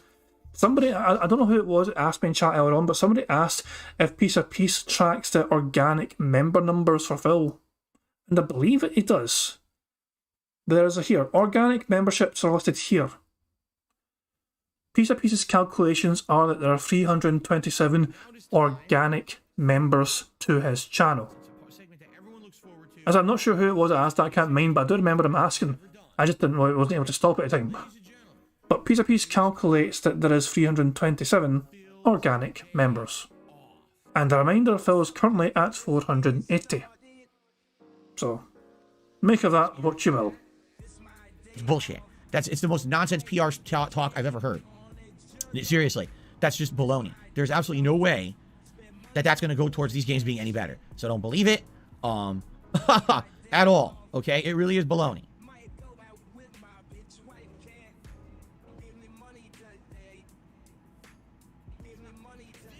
Okay. So anyway, yeah. Now some people are upset, and some people, it's weird because some people are like freaking out about this, and they're going, "Oh my God! Now all the games are going to be more expensive, and this is just the beginning of the end." Now here's the thing: this is not unprecedented, and in fact, if you want to know the truth, as someone who grew up in the 1990s as a gamer, I can attest first-hand experience to this. In the 1990s, it was way worse than it was today. You want me to explain? In the 1990s, you would go to the store, you want to buy a video game. You actually have no idea how expensive a video game will be. Because back then, stores actually priced based on demand, which they don't do today. Today, you go to a store and you're like, I want to buy a video game. They're all the same price, roughly. Now, you got some games that are shorter, they'll be cheaper, right? But for the most part, a new video game is either $59.99 USD or $69.99 USD, right? Those are the standard prices. Back then, you would go to the store, and let's say, for example, you wanted to buy Super Mario Brothers 3. Well, It's a fairly popular game. Everyone's played it and had it. It would probably be a standard price. It would probably be sold for like $50. Okay? But now let's say you wanted a game that's very popular and in demand and the stores can't keep it stocked. It's so popular. I'm surprised. I mean, this might just be an American-only story, but not for me. Like, when I was growing up, the game prices were... I mean, it wasn't unusual for games to be priced between, for UK money, 35 quid and 40 quid. Brand new games. And then it went up to like 45. It's one of those things that was natural, where things get more expensive gradually over fucking time. And I remember it going from like, you know, $34.99, maybe $39.99, and it actually went up to $44.99. And I was thinking, this is getting a bit more expensive. I wonder if that's going to be a fucking new norm. And yeah, fucking lo and behold, it was. And it went from, you know, say, since then, it goes up and up even fucking more. And yeah, so it's like, this is UK money, so pounds, like fucking £34.99 sterling back in the fucking, you know, 90s, maybe early noughties if you're lucky, you know. But yeah, I can always remember as well, there was actually a couple of shops, like online, when I was in, like, obviously when fucking, you could just buy games early off Amazon, because I remember fucking buying Call of Duty Modern Warfare 2 on Amazon, and I got that shit early, you know, like a day earlier than I was meant to, so I was fucking celebrating that shit. I was like, fucking Yaldi, let's go. But yeah, a lot of times it was cheaper to buy it online as well, but I do remember my local wee game shop down in the shopping centre, you know, like I would fucking, that's where I fucking got my console. I remember fucking buying an Xbox 360 from there, as well as fucking Grand Theft Auto, fucking, was it 7? No, Grand Theft Auto 4. Yeah, Grand Theft Auto 4. But I was saying, it was actually not bad. It was reasonably priced. Also, it's not a fucking big chain store. It wasn't the Electronic Boutique or whatever, or game, whatever you fucking call it. It was actually a fucking smaller chain. It wasn't actually in a fucking chain, you know. It was just a wee video game shop. And yeah, as I'm saying, I don't know. Phil's acting like all these fucking American companies could basically fucking set their own fucking price based on the popularity and demand. And I don't recall that ever being a fucking thing. Basically, the game's price was set. But if they ran out the fucking game, then they just didn't get it. It's not as if they fucking set the fucking stall higher. Ian Sorare, yeah, I do remember Electronic Boutique. We got taken over by Game. So that's basically now Game, essentially. I don't recall MVC. MVC's I'm not familiar with that. But Electronic Boutique, absolutely, I do remember, because I remember I was always fucking in there. Like fucking anytime my family had a wee day trip to Glasgow, we went to fucking Cinex Centre, you know, big shopping centre in fucking Glasgow. Obviously the game store is still there as Game, but it used to be called Electronic Boutique. And I would always make a fucking beeline for that fucking place, you know, like I'd just fucking check out new games, whatever, see if there's anything fucking good, whatever. And it's just one of those things where it's like, you know, is there anything I could, you know, I mean, I was a kid at the time, but basically just things to add to my fucking birthday or fucking Christmas Santa wish list or whatever, just a fucking things like that, you know what I'm saying? But good old Electronic Boutique, man, I remember that, yeah. And obviously they always had the fucking games, like the fucking console as well. It was like, play the latest game, try it out in the fucking Wii display and all that shit, and just fucking try that crap out. I'm talking games like Street Fighter 2. I'm talking games like the Final Fantasy games, okay? Those games infamously would sell out over and over and over and fly off the shelf whenever they were restocked. Those games, I'm not kidding, would be sold at a store sometimes upwards of $80 to $100. Why? Because of demand. It wasn't the actual cost to produce the game. It wasn't actually that the game developers even demanded that price be paid. The stores themselves dictated the price they charged based on... I don't think that's allowed, and like...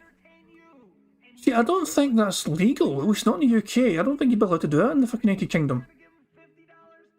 That is definitely not a legal sounding practice. No, I'm thinking back. So I was not also aware of the full circumstances of my. So I got one Christmas. I got a PlayStation 2. It was the bundle which came with Gran Turismo 3, I think. So it was like some sort of console bundle where Gran Turismo 3 came with the console, and it was. But the thing is, my old man, he had an absolute bastard of a fucking time trying to get this fucking console for me. He tried so many fucking different shops, apparently, according to my mum anyway. This is the story I heard from her. My old man, bless him, like, rest his wee soul, he tried all these different fucking shops and they're all sold out. Every fucking PlayStation 2 was so fucking popular, it was a big fucking console, and every single fucking place was sold out. And he's like, he's fucking losing his wee mind. He's like, for fuck's sake, why does he want this fucking thing? It's everyone seems to want this fucking thing, whatever. The last shop, the very last shop on the fucking, the last option essentially for him, the very last option had one left, and I got it just in fucking time. I was like, one of those things is literally. He was fucking glad to fucking finally stop fucking hunting for the goddamn thing, man. But yeah, that fucking Christmas I had my PlayStation 2, you know what I mean? But he had a bastard of a time trying to find that. But it wasn't, he didn't have to pay extra though. Money, yeah, yeah. Money, oh, money, yeah, yeah. Money. Thank you very much to Black Mage for Super Chat. It says 50 to 60 for console games, 40 for portables, has been a standard for at least 20 years here in America. See, that's what I'm thinking. It's not unusual for some fucking, some stores to obviously the prices will fluctuate a small, tiny fucking bit, but it's usually not fucking by an extravagant amount. And that's what I'm saying. The PlayStation 2 is in such high fucking demand. But my dad did not have to fucking pay above and beyond to get that for me for that Christmas. He wasn't ripped off for anything. He knew the prices. Obviously, he fucking seen the prices in fucking enough shops. He knew full well how much a fucking thing cost. Because he fucking seen so many fucking different examples of the goddamn pricing as he went through all these fucking shops trying to fucking get the goddamn thing. So he didn't pay above and beyond anything, really, and I'm pretty certain.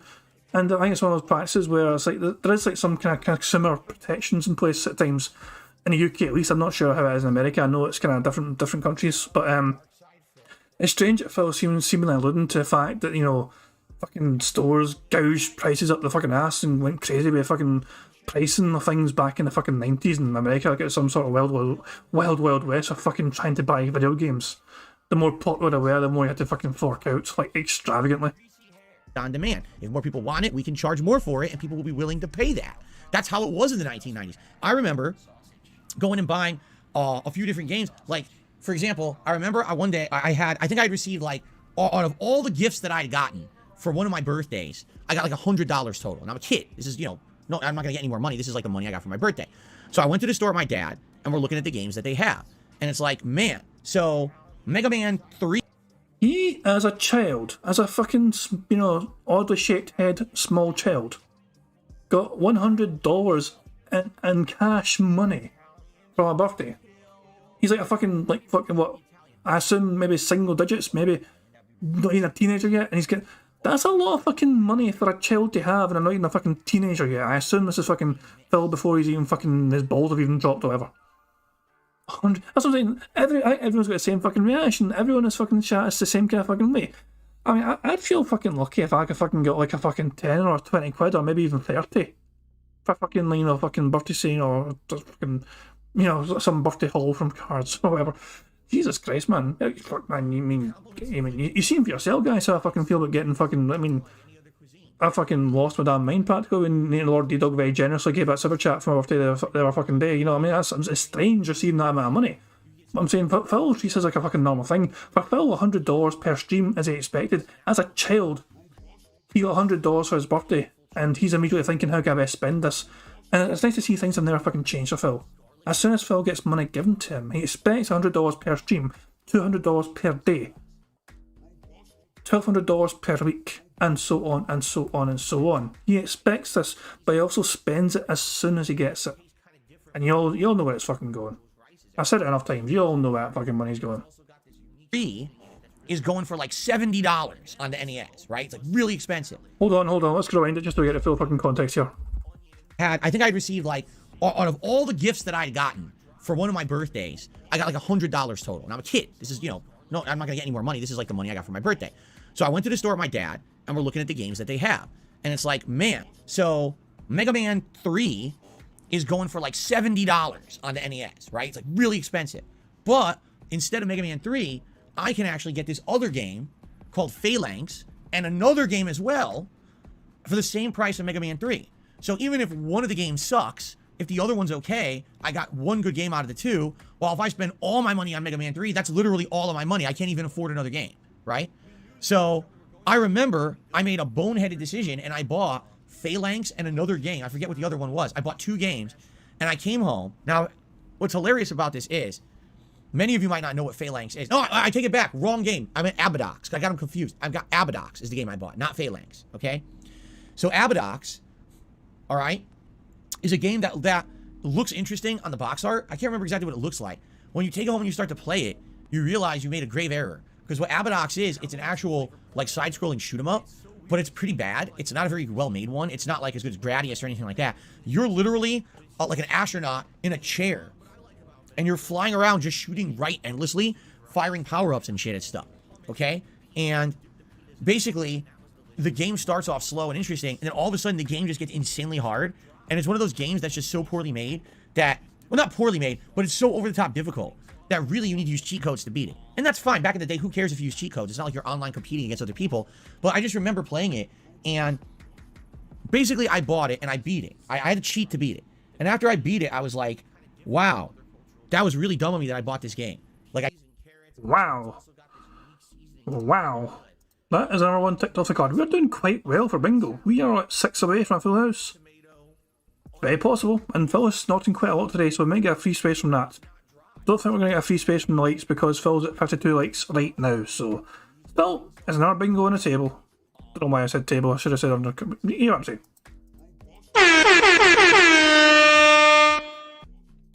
Bottom line is, Phil regrets getting that fucking game because it was too fucking hard for him. He had to cheat because he's a little bitch. I shouldn't have bought this one. Even though it was cheaper, this was a bad choice. I totally should have bought Mega Man. You know, because Mega Man, you know what you're getting. And I had already owned Mega Man 2, and I loved Mega Man 2.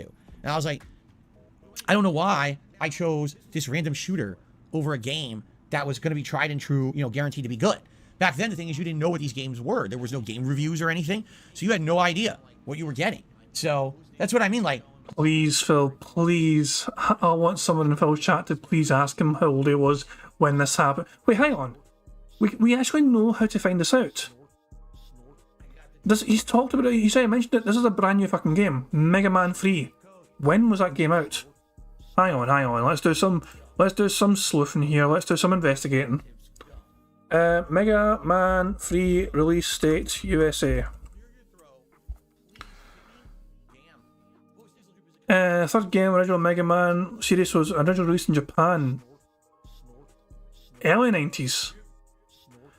The game was released in North America later in 1990. This is 1990. Phil was 8 years old.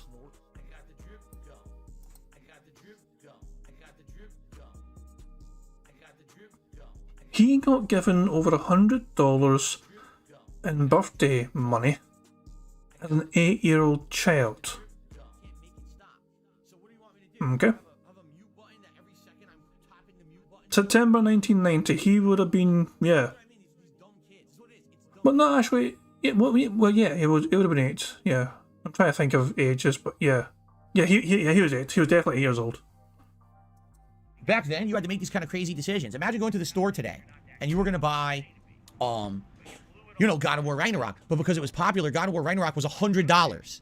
Or you could buy Sonic Frontiers and another game for, you know, $90. So what's your decision, right? Do you get the game that maybe is kind of good, but not great, and another game as well that you don't even know what it is? Or do you just buy God of War Ragnarok for the more expensive price? That's how it used to be back then, okay? But today, every game's the same price. The market has kind of settled into having this be your equal pricing. And if any game is outside of that pricing, people complain, right? So it's interesting to me that now people are like, oh my God, did you hear that Microsoft is raising the price of their games? It's like, all they're doing is they're adjusting to the market. The market has already determined that 70 is the price point. People have been paying that for about a year now. So there really is no freak out reason here. It's just things are settling in at a more expensive price point. Does that suck? Of course it does. Anytime that prices go up for the consumer, that sucks, right? No one's going to deny that. But at the very same time, is this a reason for us to freak out about it? No, I don't think so. I don't think that we're in a freak out mode or anything like that. It's just we got to accept that prices are going to go up over time as inflation goes up, game development costs are going up. You know, I directly think that there will actually be better games as a result of the $10 extra? No, I don't believe that. But at the same time, so you just got to accept it. We've had $60 games for an entire console generation, right? If not even a little longer. We've kind of had it easy. So, okay. Before we continue, I have to blow my nose. I'm about to sneeze. Oh, brother. Yeah, I didn't mute the microphone. Oh. Disgusting piggy. This is a good thing for us, guys. You should snort more cause of this. Well, I hope so anyway. We want snorts, we need at least 7 more.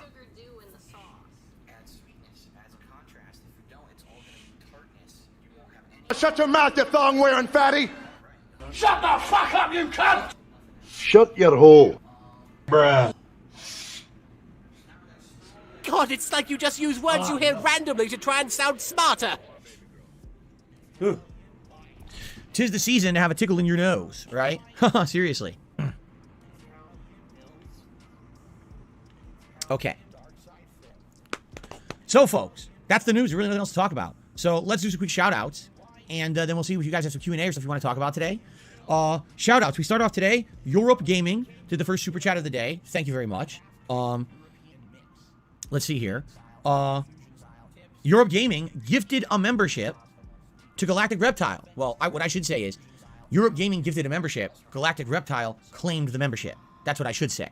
Okay? So congratulations to Galactic Reptile. Be sure to thank Europe Gaming, and thank you, Europe Gaming, for supporting the channel. I appreciate that. So that should count as a new member. So I will add it here. Oops.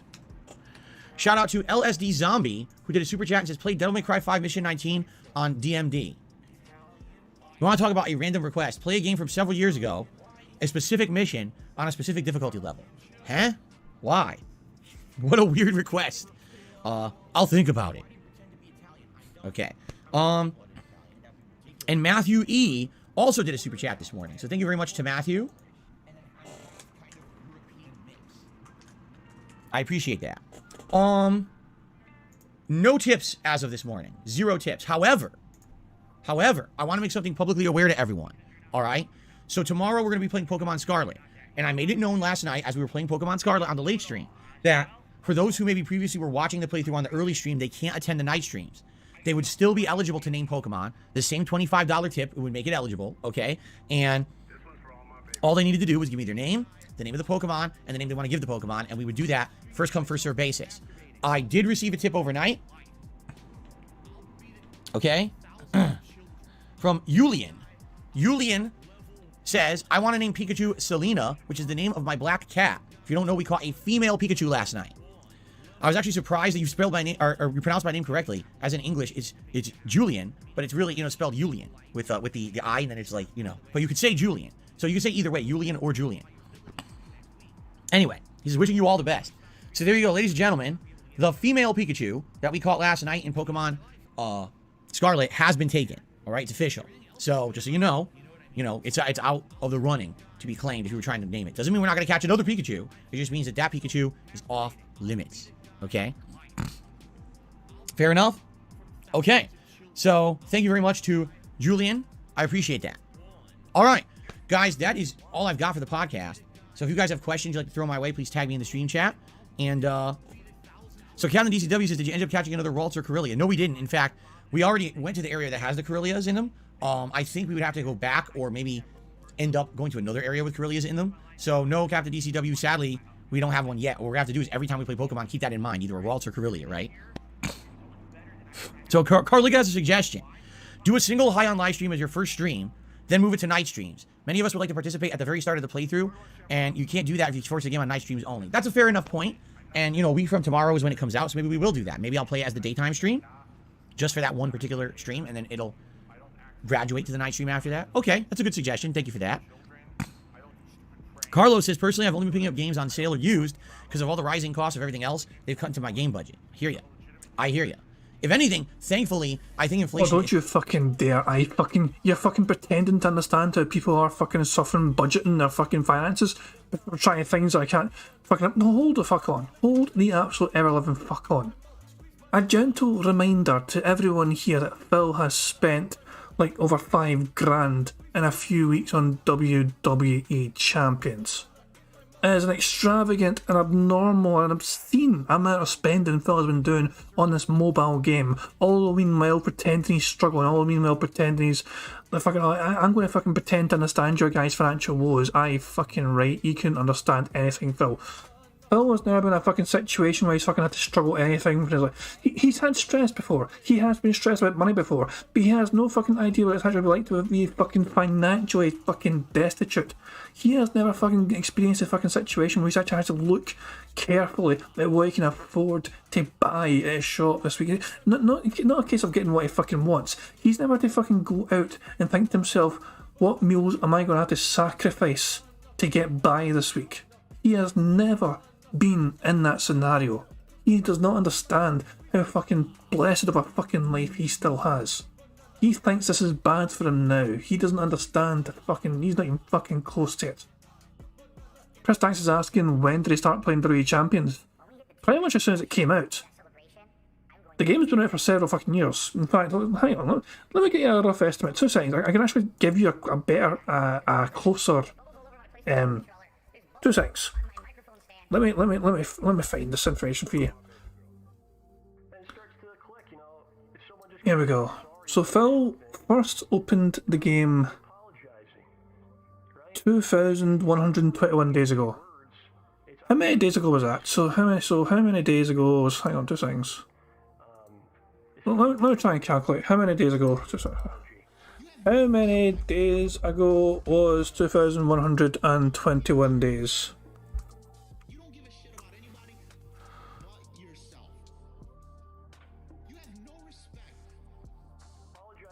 So today's December 5th, so this is the information I got from that.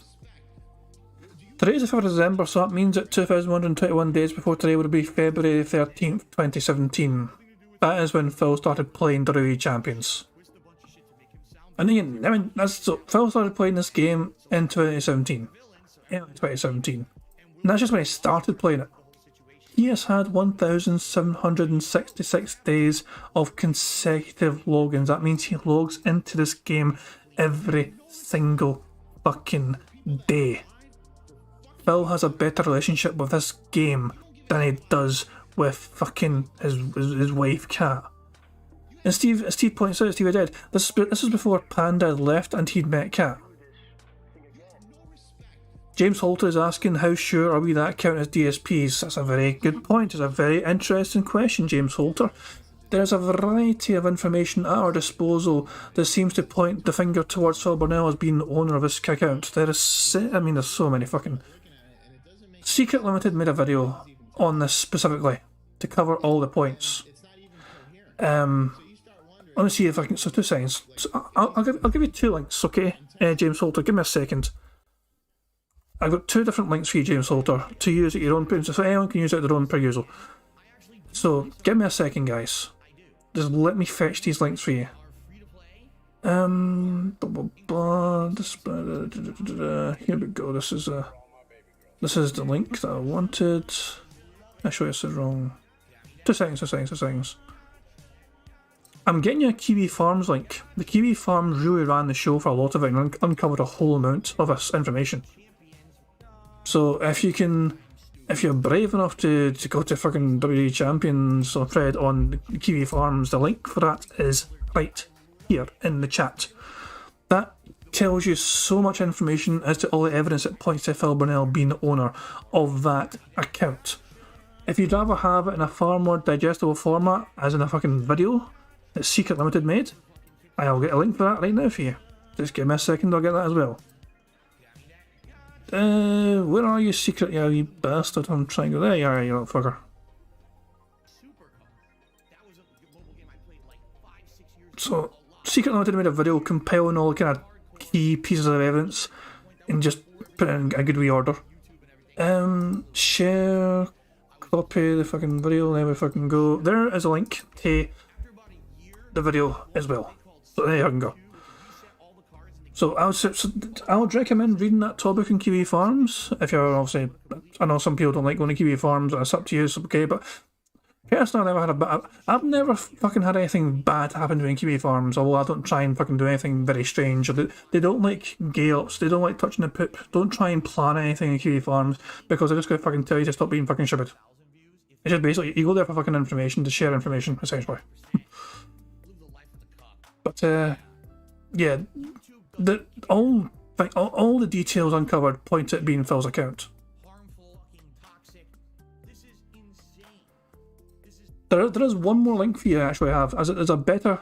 At the top of that, and on the first page of that, on the first post of that Kiwi Farms link, there was an extremely extensive summary post made. This link specifically details in incredible detail all the evidence to that account belonging to Phil Burnell. We Are the Witches made this extremely long, detailed post pointing at all the evidence of that account belonging to Phil Burnell. So that specific post there that I just linked there is just that there's all your evidence.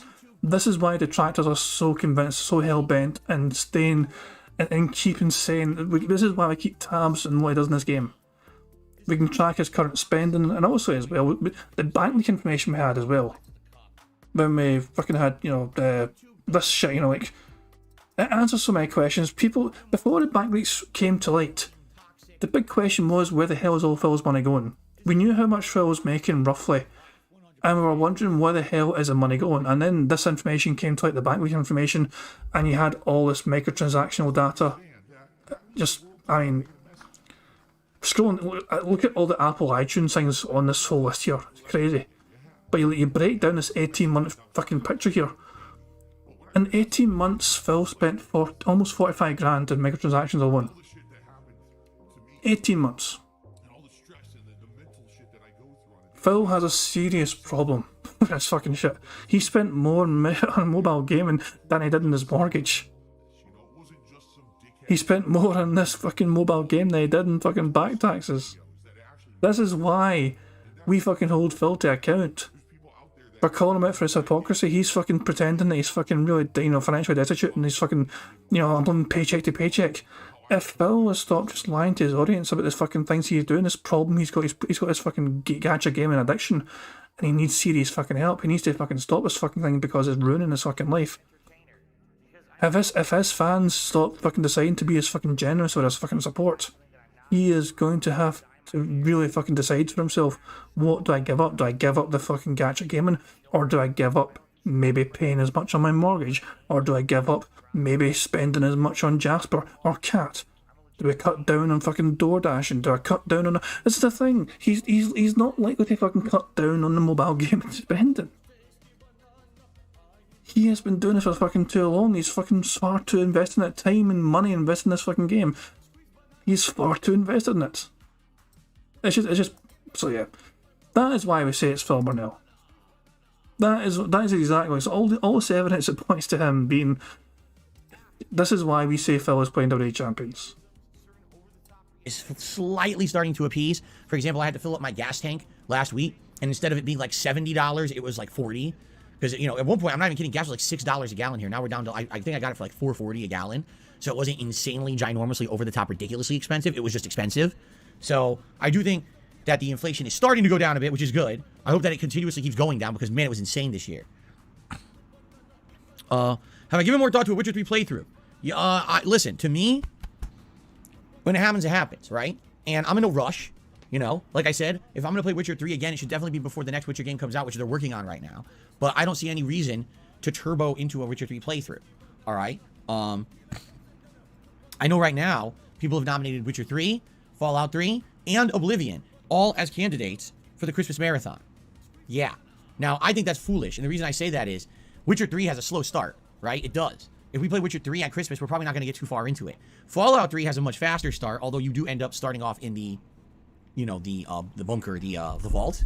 And Oblivion, I don't even remember how Oblivion starts, actually. So I guess we'll see. But, again, me, I don't really determine what you guys, what you want, man. It's up to you guys. So, would I be interested in playing Mario Party for the Christmas Marathon? No, because Mario Party does not have online gameplay, right? I can't just play against randoms. If I could, if it had online, just random matchmaking against random people on the internet, then I would play it, but I don't think it does, right? No, you cannot have my bottle cap, Jasper. He really wants my bottle cap for my salsa, but he's not getting it. It's just not allowed. Have I ever gone surfing? No, I have not, Willow. Oblivion starts in jail, says Big Papa Phil. I don't remember that. I'd love to see more Oblivion, says Carlos. Blue Stinger is a nice Christmas game, says Gray Fox. Captain DCW says, I'm playing Pokemon Violet. I'm facing the boss of Team Star. Jasper, you're gonna knock over my mic. I'm not going to spoil, but there's a twist. Okay, cool. I've only fought one Team Star base, so I'm way far away from getting anywhere near the end of the Team Star plotline, so. There is online in Super Mario Party. What the hell is Super Mario Party? Do I stream on Christmas Day? No. We're doing a Christmas marathon event on the 23rd, which is the Friday before Christmas. And I'm doing a King of Christmas tournament simulation series of matches in WWE 2K22 on Christmas Eve. I'm not streaming on Christmas Day, and actually the Christmas Eve stream is only the first half of the day. I'm taking the second half of that day off to spend with my family and the whole Christmas Day off. Am I getting Jasper Christmas presents? Well, Jasper knows he typically gets some treats and maybe some toys for Christmas, and likely this year will be more of the same. It's hard to get him really anything else. He's not a cat that really likes too much complex stuff. We've tried buying him cat beds. He rarely uses them. We've tried buying him complex toys and gadgets. He won't use them. He will not wear clothing. We've tried buying him holiday-themed clothing. He will not wear it. He'll tear it right off. So it's more like, get him a few treats, you know, get him a toy to knock around the house, a simple one, and he's happy. So we'll probably give him some catnip that day, too. Excuse me. Did I ever get presents from Santa? Yes. When I was very young, Santa Claus used to come to my house and come down the chimney on Christmas Eve, and he used to leave me presents. But then he stopped doing so at one point. I don't know why. Anso Kamaro says, are you excited for the Sifu movie? He's played Sifu for 70 hours. Sifu was a great game this year. I told you it was one of the most unique games. It was early on. I absolutely loved it. And I think it would actually make an interesting premise for a movie. Yes. Big Papa Phil says the most recent release of Mario Party and the release before both have online play, but only the latest one has online matchmaking, while the one before was an invite-only system. Okay. All right. I don't think I'm buying Mario Party to play it for an hour on Christmas. I'm just saying. Like, I think that'd be pretty much a waste. You know? Okay. What's up, Jade? How you doing today? Welcome to the stream.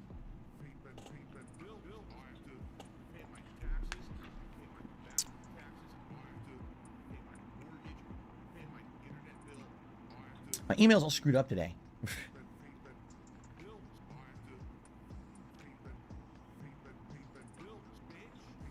Weird. Anyway. Can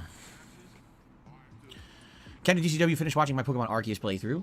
I hope you enjoyed it. It did kind of get boring near the end. I'm not going to lie. It got so grindy near the last 1 or 2 worlds where it was just the same again and again and again. I was like, okay, I get it. They were testing a formula. The formula worked. But man, they should have innovated more. And by the end of the game, it really felt like you were just going through the motions.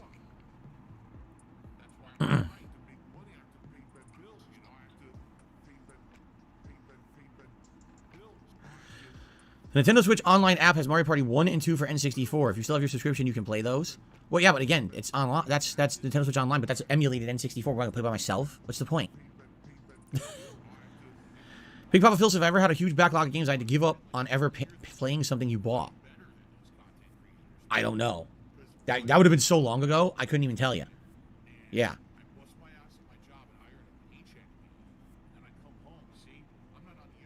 Ronnie Blaze, what do you mean? He said, what's the point in modding your entire chat? What do you mean? Who's modding my chat?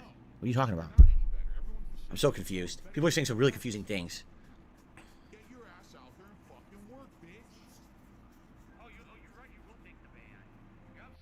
Of course, that is another bingo, because he said, what the fuck are you talking about? I actually think he said it perfectly, so there you go. That's another bingo right there.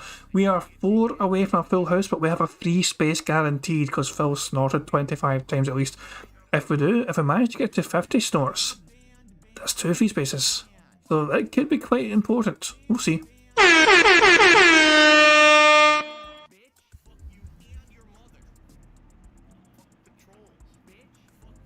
Drunken Weasel says, let me know what drinks you get from the ABC store.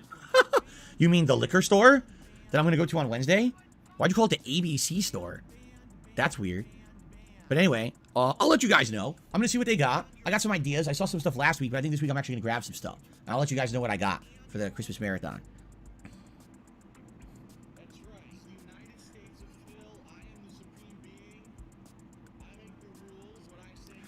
Carlos says, thanks for always having cool background decorations. I find it way more interesting than a blank wall or a blank green screen that most others use. I just try to do something that's going to, you know, be nice to the eye, but at the same time, maybe seasonal. You want stuff that's pertinent to gaming or the person. You know, my normal background has things that are important to me. Street Fighter characters, you know, you got Ryu and Mega Man in there. Things that are important to me. Notice the lack of any fucking family pictures or whatever. Yeah, things that are important to me. Like all these possessions, because these possessions are the most important fucking thing in the world to him. Not the fucking treasured memories of fucking loved ones or whatever. No, all the things that are important to Phil. Like the empty PlayStation box, like the empty Xbox box. Like the fucking little figurines that he fucking begged fans to stop sending in because he fucking got sent random shit all his fucking time now. Because he fucking said he wanted fucking more toys or whatever. Fuck off.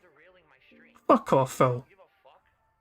You fucking mocked all these fucking content creators before for having things like behind them, like fucking having lights behind them and that shit. Look at you now. You're fucking pandering to the fucking audience demands of fucking trying to spruce up the background, trying to make it fucking more interesting, more bearable to fucking look at. You got fucking daft Christmas lights in the fucking background. The thing that you fucking mock other fucking streamers for in the past, you are fucking doing yourself.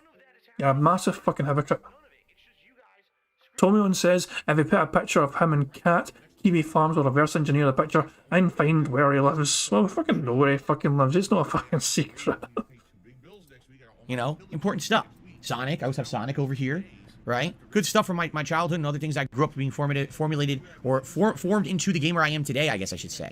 You know, a lot. I'll be honest, I do like having lights behind me. If you didn't notice, when I'm playing Callisto Protocol, and you guys are asking me, hey, can you turn down the lights? Because I have the backlight of these lights here, it basically allows me to have the dimmed lights and you guys can still see me nicely, right? Previously, when I tried to do dim lights for horror playthroughs, you guys were like, I can't see nothing. But because I have those behind me, it's kind of nice. Maybe I could get one of those like cheap light strips just to put on the floor or something so there's a little bit of backlighting back there if I want to do stuff like that.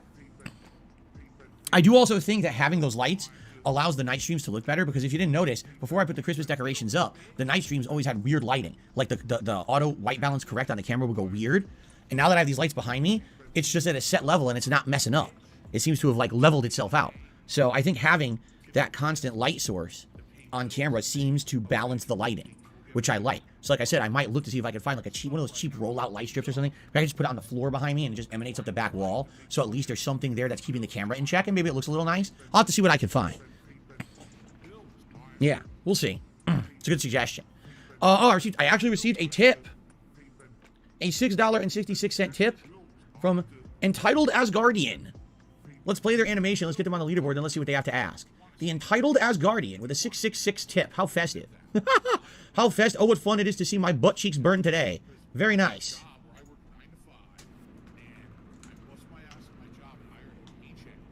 I spelled that wrong. There we go. Oh, what fun it is to see two butt cheeks get flambéed. Right? All right. So, Entitled Asgardian asks the following. Hold on. Do you like avocado much? If so, what do you like it on most? Cheers, God of War Hype. Thank you very much to the Entitled Asgardian. Well, I do like avocado, but I prefer avocado as an ingredient of something else. There's certain sandwiches that I've had that avocado is on that it tastes pretty good with.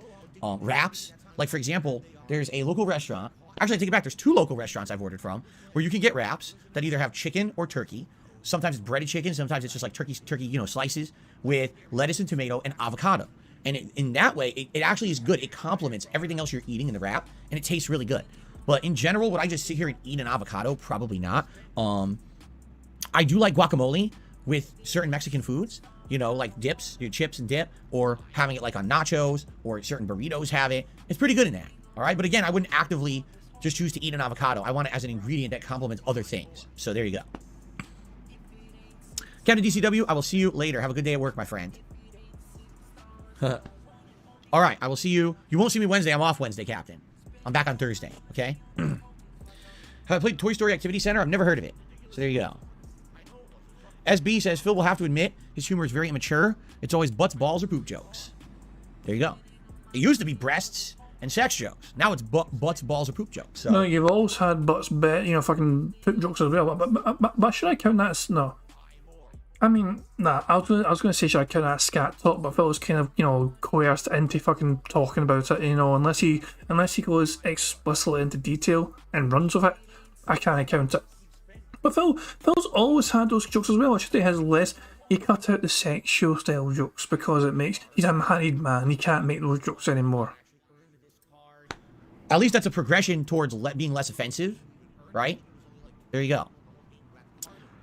Williams says, please answer Rodham's question. What was his question?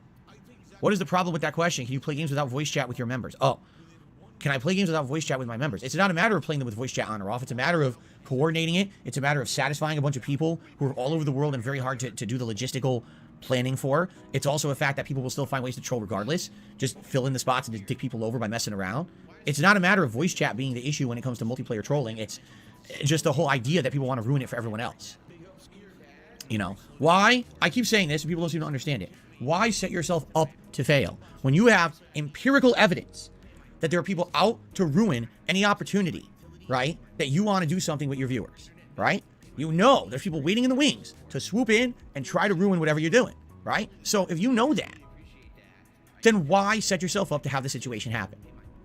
Okay? It's not like I've never done multiplayer with viewers. I used to do it regularly. I used to have year end, a whole week at the end of the year where I called it fan week or fan appreciation week, where all I would do is play multiplayer with my fans. I didn't care about making progress in any game. It was just about playing with the viewers. I had that much fun doing it. And then what happened is, year after year after year, it just got worse and worse, where there were more trolls taking up the spots just to ruin it for the genuine fans, to the point where the fans were complaining to me that they weren't having fun anymore. And that's where I stopped doing it. You know? That was the year where I was like, there's no point in continuing. If the fans are telling me it's not worth it anymore, that they can't enjoy it because the too many trolls come to fuck it with it, then there's nothing I can do, you know? And that's when I stopped. Now, I haven't done any active fan multiplayer in many, many years. We're talking 5-6 years. So the fact that people are still, oh, why don't you do it? It's like, dude, I'm not known for it. I don't ever do it. Why would you act like it's something that we're missing out on greatly? People don't come to DSP Gaming looking for the great fan matches that Phil holds with his viewers. That just doesn't happen. You come here for a certain kind of content and a certain kind of gameplay, and I understand it would be nice to have, but you have to understand that this is why we can't have nice things. There's a saying, you know, that's why that saying exists. Those kind of people who are out to ruin stuff for everyone is the reason we can't do those fun things. I would love to do them, and I can't. So please understand, I've been there, I've done that, I have the experience, I know what would happen. I don't want to waste my time and everyone else's. Why provide the avenue for scumbags to have that opportunity to ruin things for people? Especially now during the holidays, probably the thing you want to do is avoid that kind of nonsense, right? I'm just saying, so. Okay. Really? So, someone just tipped me $1. Anonymous tipper says, if you go back to Alfheim, you could do 4 Berserker fights right away. Now, the Berserker fights, correct me if I'm wrong, I think that's what you formally call the fights at those gravestones, and so far I've only done the one in the Lake of Nine, because we got the sword hilt that enables them. So now you're saying there's literally 4 right there that you can do, huh? Okay. I think we want to do Svartalheim first. First of all, we're still in Svartalheim. We just got the spear, and I think we have to travel back to the other parts of Svartalheim, and I think what we want to do is go through Svartalheim and look for all the opportunities to use the spear. I remember particularly there's 1 or 2 in the Dwarven town. There's a bunch in the lake around the Dwarven town. And then in the mines, on the way to the mines, as well in the mines, there's a bunch. So I think that's what I want to focus on today. Go through all of Svartalheim and see if we can clear Svartalheim of all the optional stuff we weren't able to do previous. That's kind of what I'm working on. In fact, I think the only thing we can't do so far is that there's a chest where the symbols you have to hit, it says you need a special magic to do it, and I don't think we have the magic yet. But outside of that, we have everything else, so. But I think we're going to eventually go back to Alfheim. We're going to eventually do it all. But today I think it's the Svartalheim run, okay? Thank you for the tip, anonymous tipper. Oh, really? The Berserkers that are hidden in the mines are insanely tough. Really? Are they the hardest ones? Have I ever played a claw machine to get a toy? Yes, the arcade that I used to go to when I was growing up, which was called What's Your Game arcade, actually had, get this, fair claw machines. The owner of the arcade was such a nice guy, he didn't want kids to get cheated. So he actually set the claw machines to the setting where it would actually grab stuff. So if you had skill, you would actually win every time. And I was really good at the claw game where every time I played, I would win a bunch of stuff. Of course, not everyone was as good as me, so a lot of people would just fail. But I was people actually would pay me to go play the game for them and win a toy for them. But the thing is, the claw games are usually rigged. If you're not aware, the way it works is, the claw does not have full force. There's an RNG number given to the machine that only 1 out of like 20 games will the claw actually grab hard so you can lift something. All the other times the claw goes like this and then goes bleh, so it can't hold anything. It's actually it's rigged. But this one arcade owner was such a nice guy, he wanted everyone to have a fair shot, and he actually... The other thing, too, there was another game where, I forget what it was called, but it was a big ring of lights, okay? And it was 4 players, so you'd have, like, blue, green, pink, and orange, maybe? So there were 4 colors, and each at, like, at a point 90 degrees from each other. You see, like, it was like there, and there, like a square, but it was a circle of lights. So the circle of lights would be going through just like this. And there was a value on each light, and you would put your tokens in, and you would wait for the circle of lights to come to your colored light. If you hit it dead on the colored light, you hit the jackpot, and you win a bunch of tickets. If you get close, you still win a good amount of tickets. You can win like 10, 20 tickets, and then the further away you are from your light, you win less. So this game was completely rigged. The light could actually go all the way to your light, you would hit it, and it would jump back and claim you didn't hit your light. You could actually see your light light up, go out, and the light before it light up again. It was completely rigged. But again, this arcade owner was so nice. His name was Neil. He was such a nice guy. He actually turned it on, so it was completely fair. So if you had skill, you could win the game every time. The guy was the nicest dude. I mean, you want to talk about someone who operates a business but doesn't care about making money hand over fist. He just wants to give back to the community. The guy was such a nice guy. My dad actually became friends with him because he was always there running it. And my dad, when I was a kid, I would play games and my dad would talk with him. And he was like, dude, he's like, I can't believe he's the nicest guy. Like, he has the money to run the arcade and he doesn't care about, making insane money. He just wants enough to operate. He just wants kids to have fun. I'm like, damn. An actual nice business person who cares about people. It's like, that doesn't exist anymore in America. It's pretty awesome, huh? Okay. What's up, Cheerio Eater? Oh, let's see. Oh, here we go. An anonymous tipper tipped me $1, says, can you express tic-tac-toe in your own words? Yes. Okay, you ready? I'm going to do it now because someone was so upset yesterday. We're going to do it today. You ready? Here we go. I miss Clay. Well, before we even hear it, that is a dumb close-up, and that is another double bingo. We are 3 away, technically 2 away from a full house, because we have a free space. If Phil snorts 7 more times, that's 2 free spaces. We are getting very close, guys.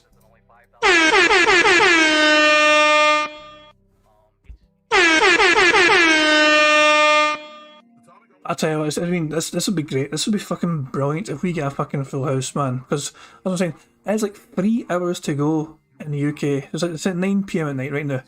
And it's almost my birthday, and this would be a great early present if we get a full house, guys, and I get to get back to you guys. Fingers crossed we get it, man. Fingers fucking crossed. Let's see what Phil's got to say. Like, you ready? The battlefield is set. Blood and bones on the ground. Sand and gore drying in the baking sunlight. 9 spaces. X's and O's. Duking it out for supremacy. A line of 3 grants you victory. But watch out, because your opponent can seek to block and then counter, creating their own line of 3. Domination and world conquering is your goal. Tic-tac-toe, coming to a theater near you! Oh my god.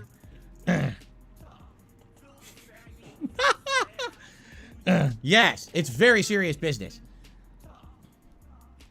Anyway, I don't know what that was about. Thank you for the $1 tip. I don't know. Yesterday, someone kept asking me to do it. I was like, dude, I'm in the middle of gaming. I'm in the middle of a stream. I'm not going to stop. I was doing Callisto Protocol, a game where you have to, like, be on your toes and pay attention to what you're doing every moment you die. Hey, can you explain tic-tac-toe to me? No, fucker. I can't. I got shit to do. I'm actually playing a game. I'm not here to dick around with you. And the guy was such a dick about it. He kept demanding it all stream. I think he might have gotten banned. I don't know if I banned him or someone else did. But people had enough of his shit. Like, dude, shut up.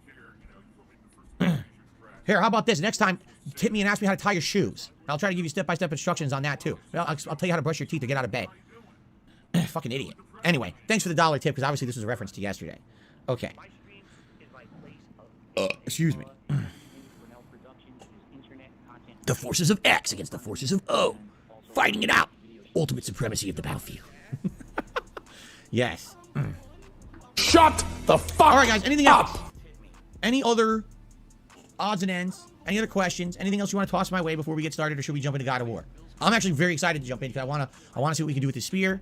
I want to see what we can upgrade on it. I'm really excited to do exploration today and see what we can find with the spear today. So, no, I have not seen the Dead Space remake first 18 minutes at all. No. James ready to see Kratos. Willow says I'm ready for the God of War. All right, fair enough. Are we good to go? All right. Thank you all for a great Level 1 podcast. I appreciate you chilling with me and, of course, your support as always. But before we adjourn, I do have one very important special message to say before we adjourn for today.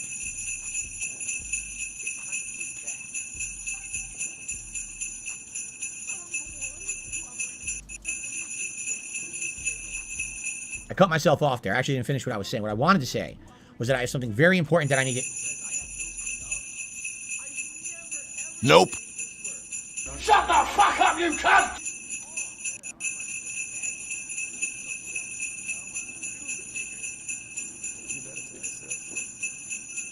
Shut up, bitch! Okay. Let's get set up. I actually don't have to use the restroom today. So we can just adjust here. We can just adjust. Just adjust. My nose itches. Ah. And the camera, is the camera good? I can't actually tell if the camera is centered or not. Shit, no, it's definitely not. I can see now it's not. Hold on. It's not moving. You son of a bitch. Have a holly jolly Christmas. It's the best day of the year. I don't know if there'll be snow, but have a cup of cheer. Hold on, I gotta grab my controller. Don't worry, Jack. Kitty, I'm just getting the controller. I'm seeing some shoveling out there, so I'm making a big hubbub.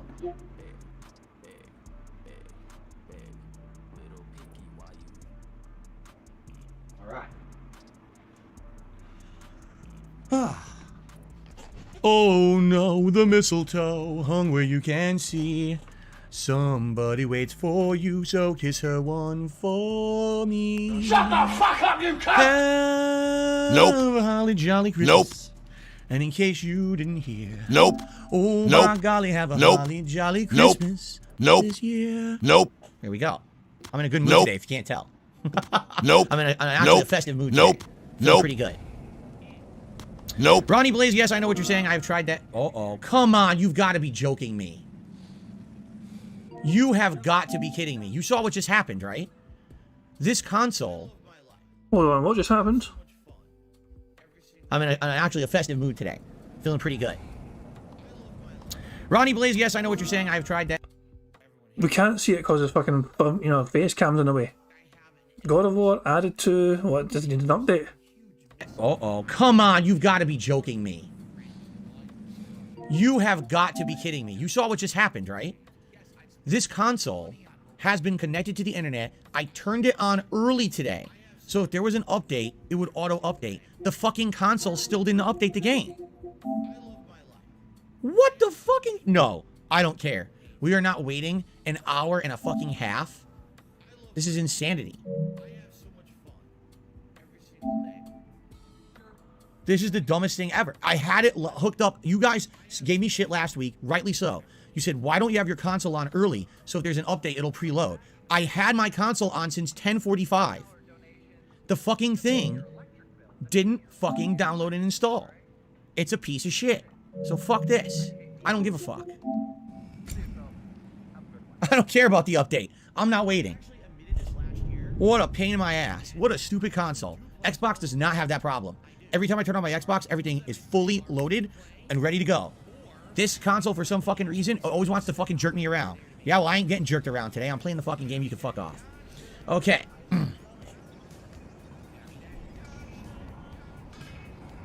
Ladies and gentlemen, welcome back to God of War Ragnarok. And what a moment. Oh wow, we just went straight into fucking recording for gameplay. I believe that is the end. I mean, unless... Do we know if Phil had any problems today with the stream? Did the stream die on him again, or... Because, I mean... It's one of those things, I'm not sure.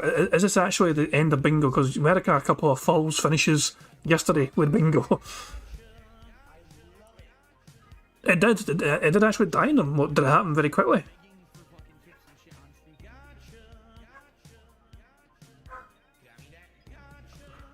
I'm trying to, like, how... Does Phil have to, like, properly restart then? I'm trying to understand, is this the end of Bingo or not? Can I still keep going, technically? Momentous day we have today. Because, folks, rhyme. The hand blah, blah, blah, blah, blah. We're just sitting there pawing the paper like this. Goes.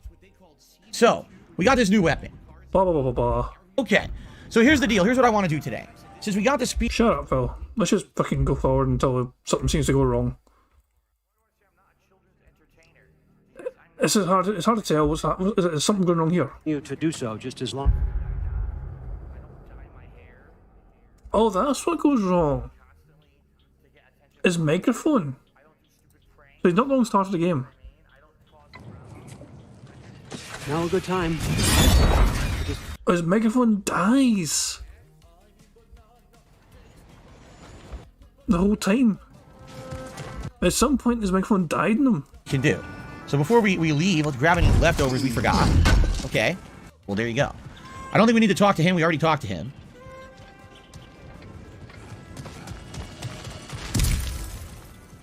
And then it dies there. He's still talking away, but it died. The mic just died all of a sudden, completely blue. And he's not aware of this for a while. So he does that, he does that, he does that, he does that, he does this. Talk. Dad to dad. He talks to a little midget.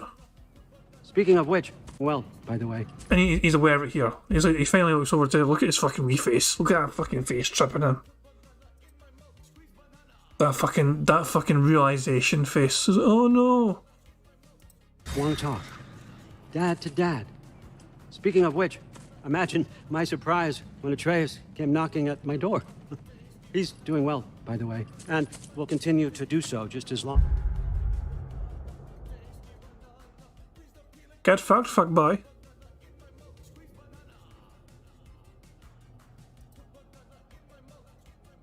We're still playing, guys. This looks like a restart.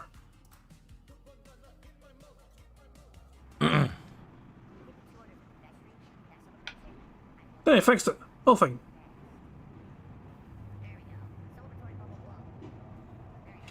What will the fiddle do? Will he restart? Yeah, we're good now. Mr. Jackson 2002 is super chat. He says the liquor store is named ABC Store in Virginia and other states nearby. Oh, I've never heard of that. ABC Store? I've never heard that terminology before. That's why I didn't understand what he was saying. Thank you, Mr. Jackson, for the super chat. Okay.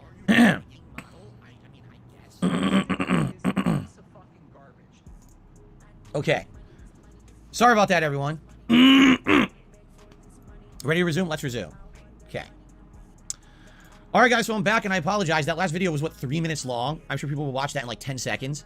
Wait. He's going to include the last video anyway as a part on YouTube. I thought he was going to, like, restart it just from... No way. No fucking way. He's going to include it in fucking 3 minutes, including him fucking basically not being heard for a good fucking... Jesus Christ, man. Well, I guess it didn't really matter if we counted this or not, because we didn't really gain anything from it in terms of like bingo things getting ticked off. He did not say shocked, he did not say comment, he didn't do any scat talk. We got one extra snort, but still we didn't get a 50, so we didn't get a double free space. We got one single free space. Where do you want to use it, guys? I think we should use a free space on comment, because that'll be a double bingo. We're going to end too short of a full house, sadly, you know, just the way it is. But that's just how it goes. That's just how it all fucking goes. We're too short of a full house. We got a bit of scat. Didn't really get any proper scat in my opinion. It wasn't really fucking any substantial. I don't think we can count it now. But I'm going to take comment, and that'll be the full house. That'll be the bingo card finished for the day essentially. So nope. Whoops! Clicked the wrong thing. Clicked. Nope. By mistake.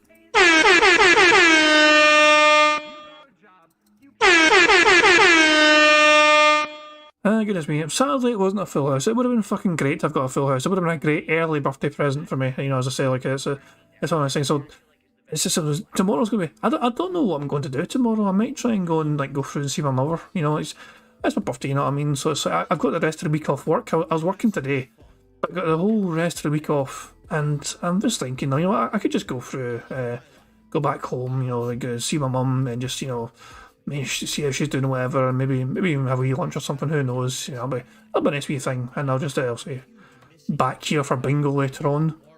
I'll be back for DSP Bingo tomorrow. Even though tomorrow's my birthday, I'll still be back in the evening for some robust DSP Bingo action.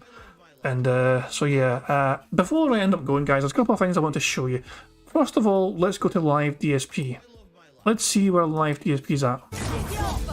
Live DSP is currently still on $6. That $6 you got during the podcast was always been given so far. This game has been performing very poorly for him as of late in terms of support. So, yeah, get fucked, Phil. So that's enough of that. I want to share with you guys a couple of wee things, okay? First of all, y'all ever hear of Pixar animations? You should, because I play his fucking video every single fucking end of the stream. Every single fucking end stream I play this amazing me video. He has other things he makes, of course. He's not just a one-trick pony. He makes other things as well. His most recent creation is a very entertaining short. Dark Side Phil is mentally ill. This is how it goes.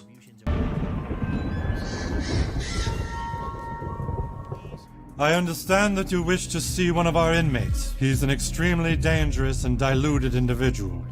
We don't take visitations lightly. What exactly did he do? Unspeakable things. He has destroyed lives. This entire state has never seen a monster of his magnitude. You've upset him, and I specifically asked you not to. How'd we upset him? He seems fine. He seems fine. Do you have any idea what he did to people?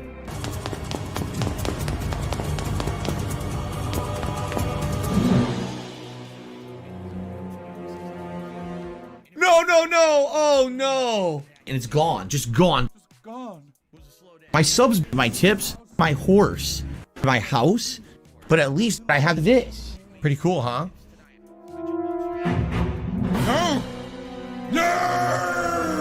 And that is the end of that short. Pixar Animations, as usual, absolutely killing it, you know. So yeah, some robust content indeed there by a very talented little detractor there. It's one of those things, so yeah, hang on. Let me copy a link to his channel. So if you've not subscribed to Pixar Animations, I would highly recommend doing so. He does some good stuff, and he's continuing to make stuff as well. He's always on the lookout to try and make some clever, funny things. You know what I mean? So even though I'm always playing his fucking video, but this is not his most recent fucking video. You know, he just made that short. You go to his channel as well. He had a Halloween special like a month ago. He made that very funny Mike Tyson video as well. You know, the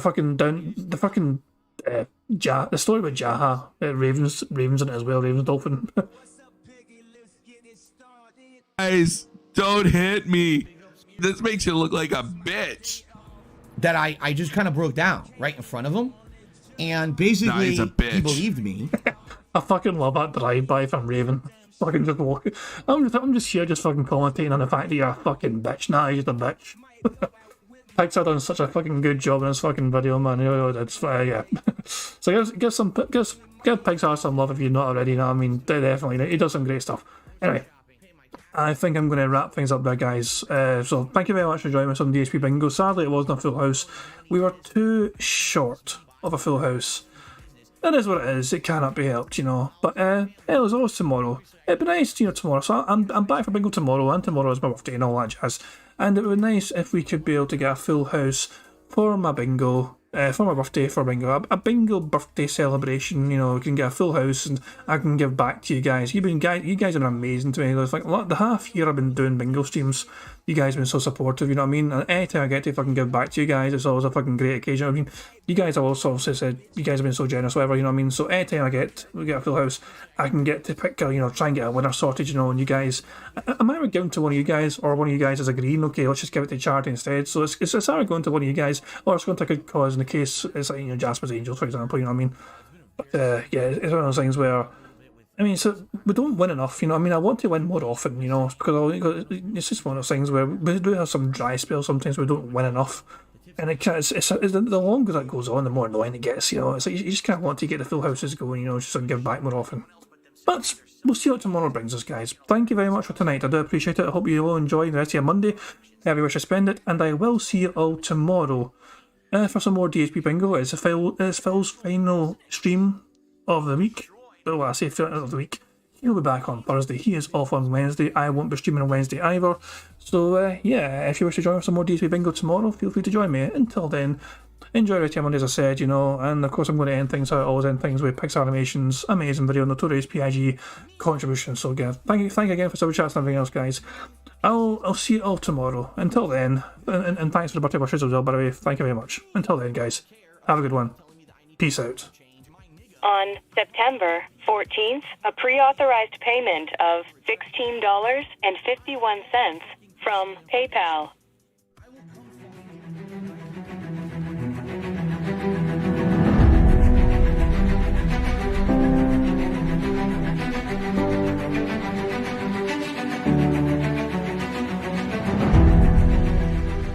All right, Luna Mills has tipped me $1.30. It says, "I'm back. What's your favorite type of shower?"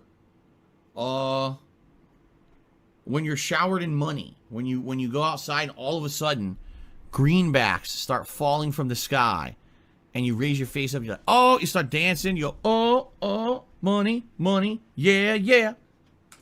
All right, I don't know what the hell you're talking about, but thank you for the first tip of the day.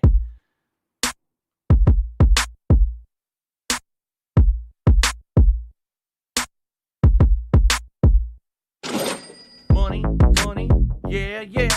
Money, oh, money, yeah.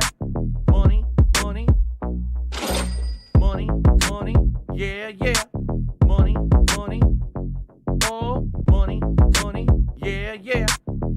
contributions are mandatory.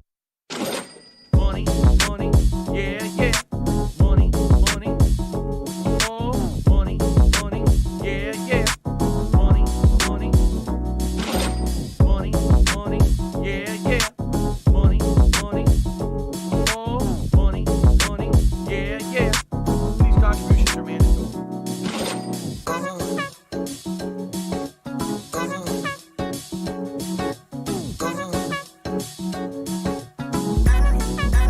Show me the money.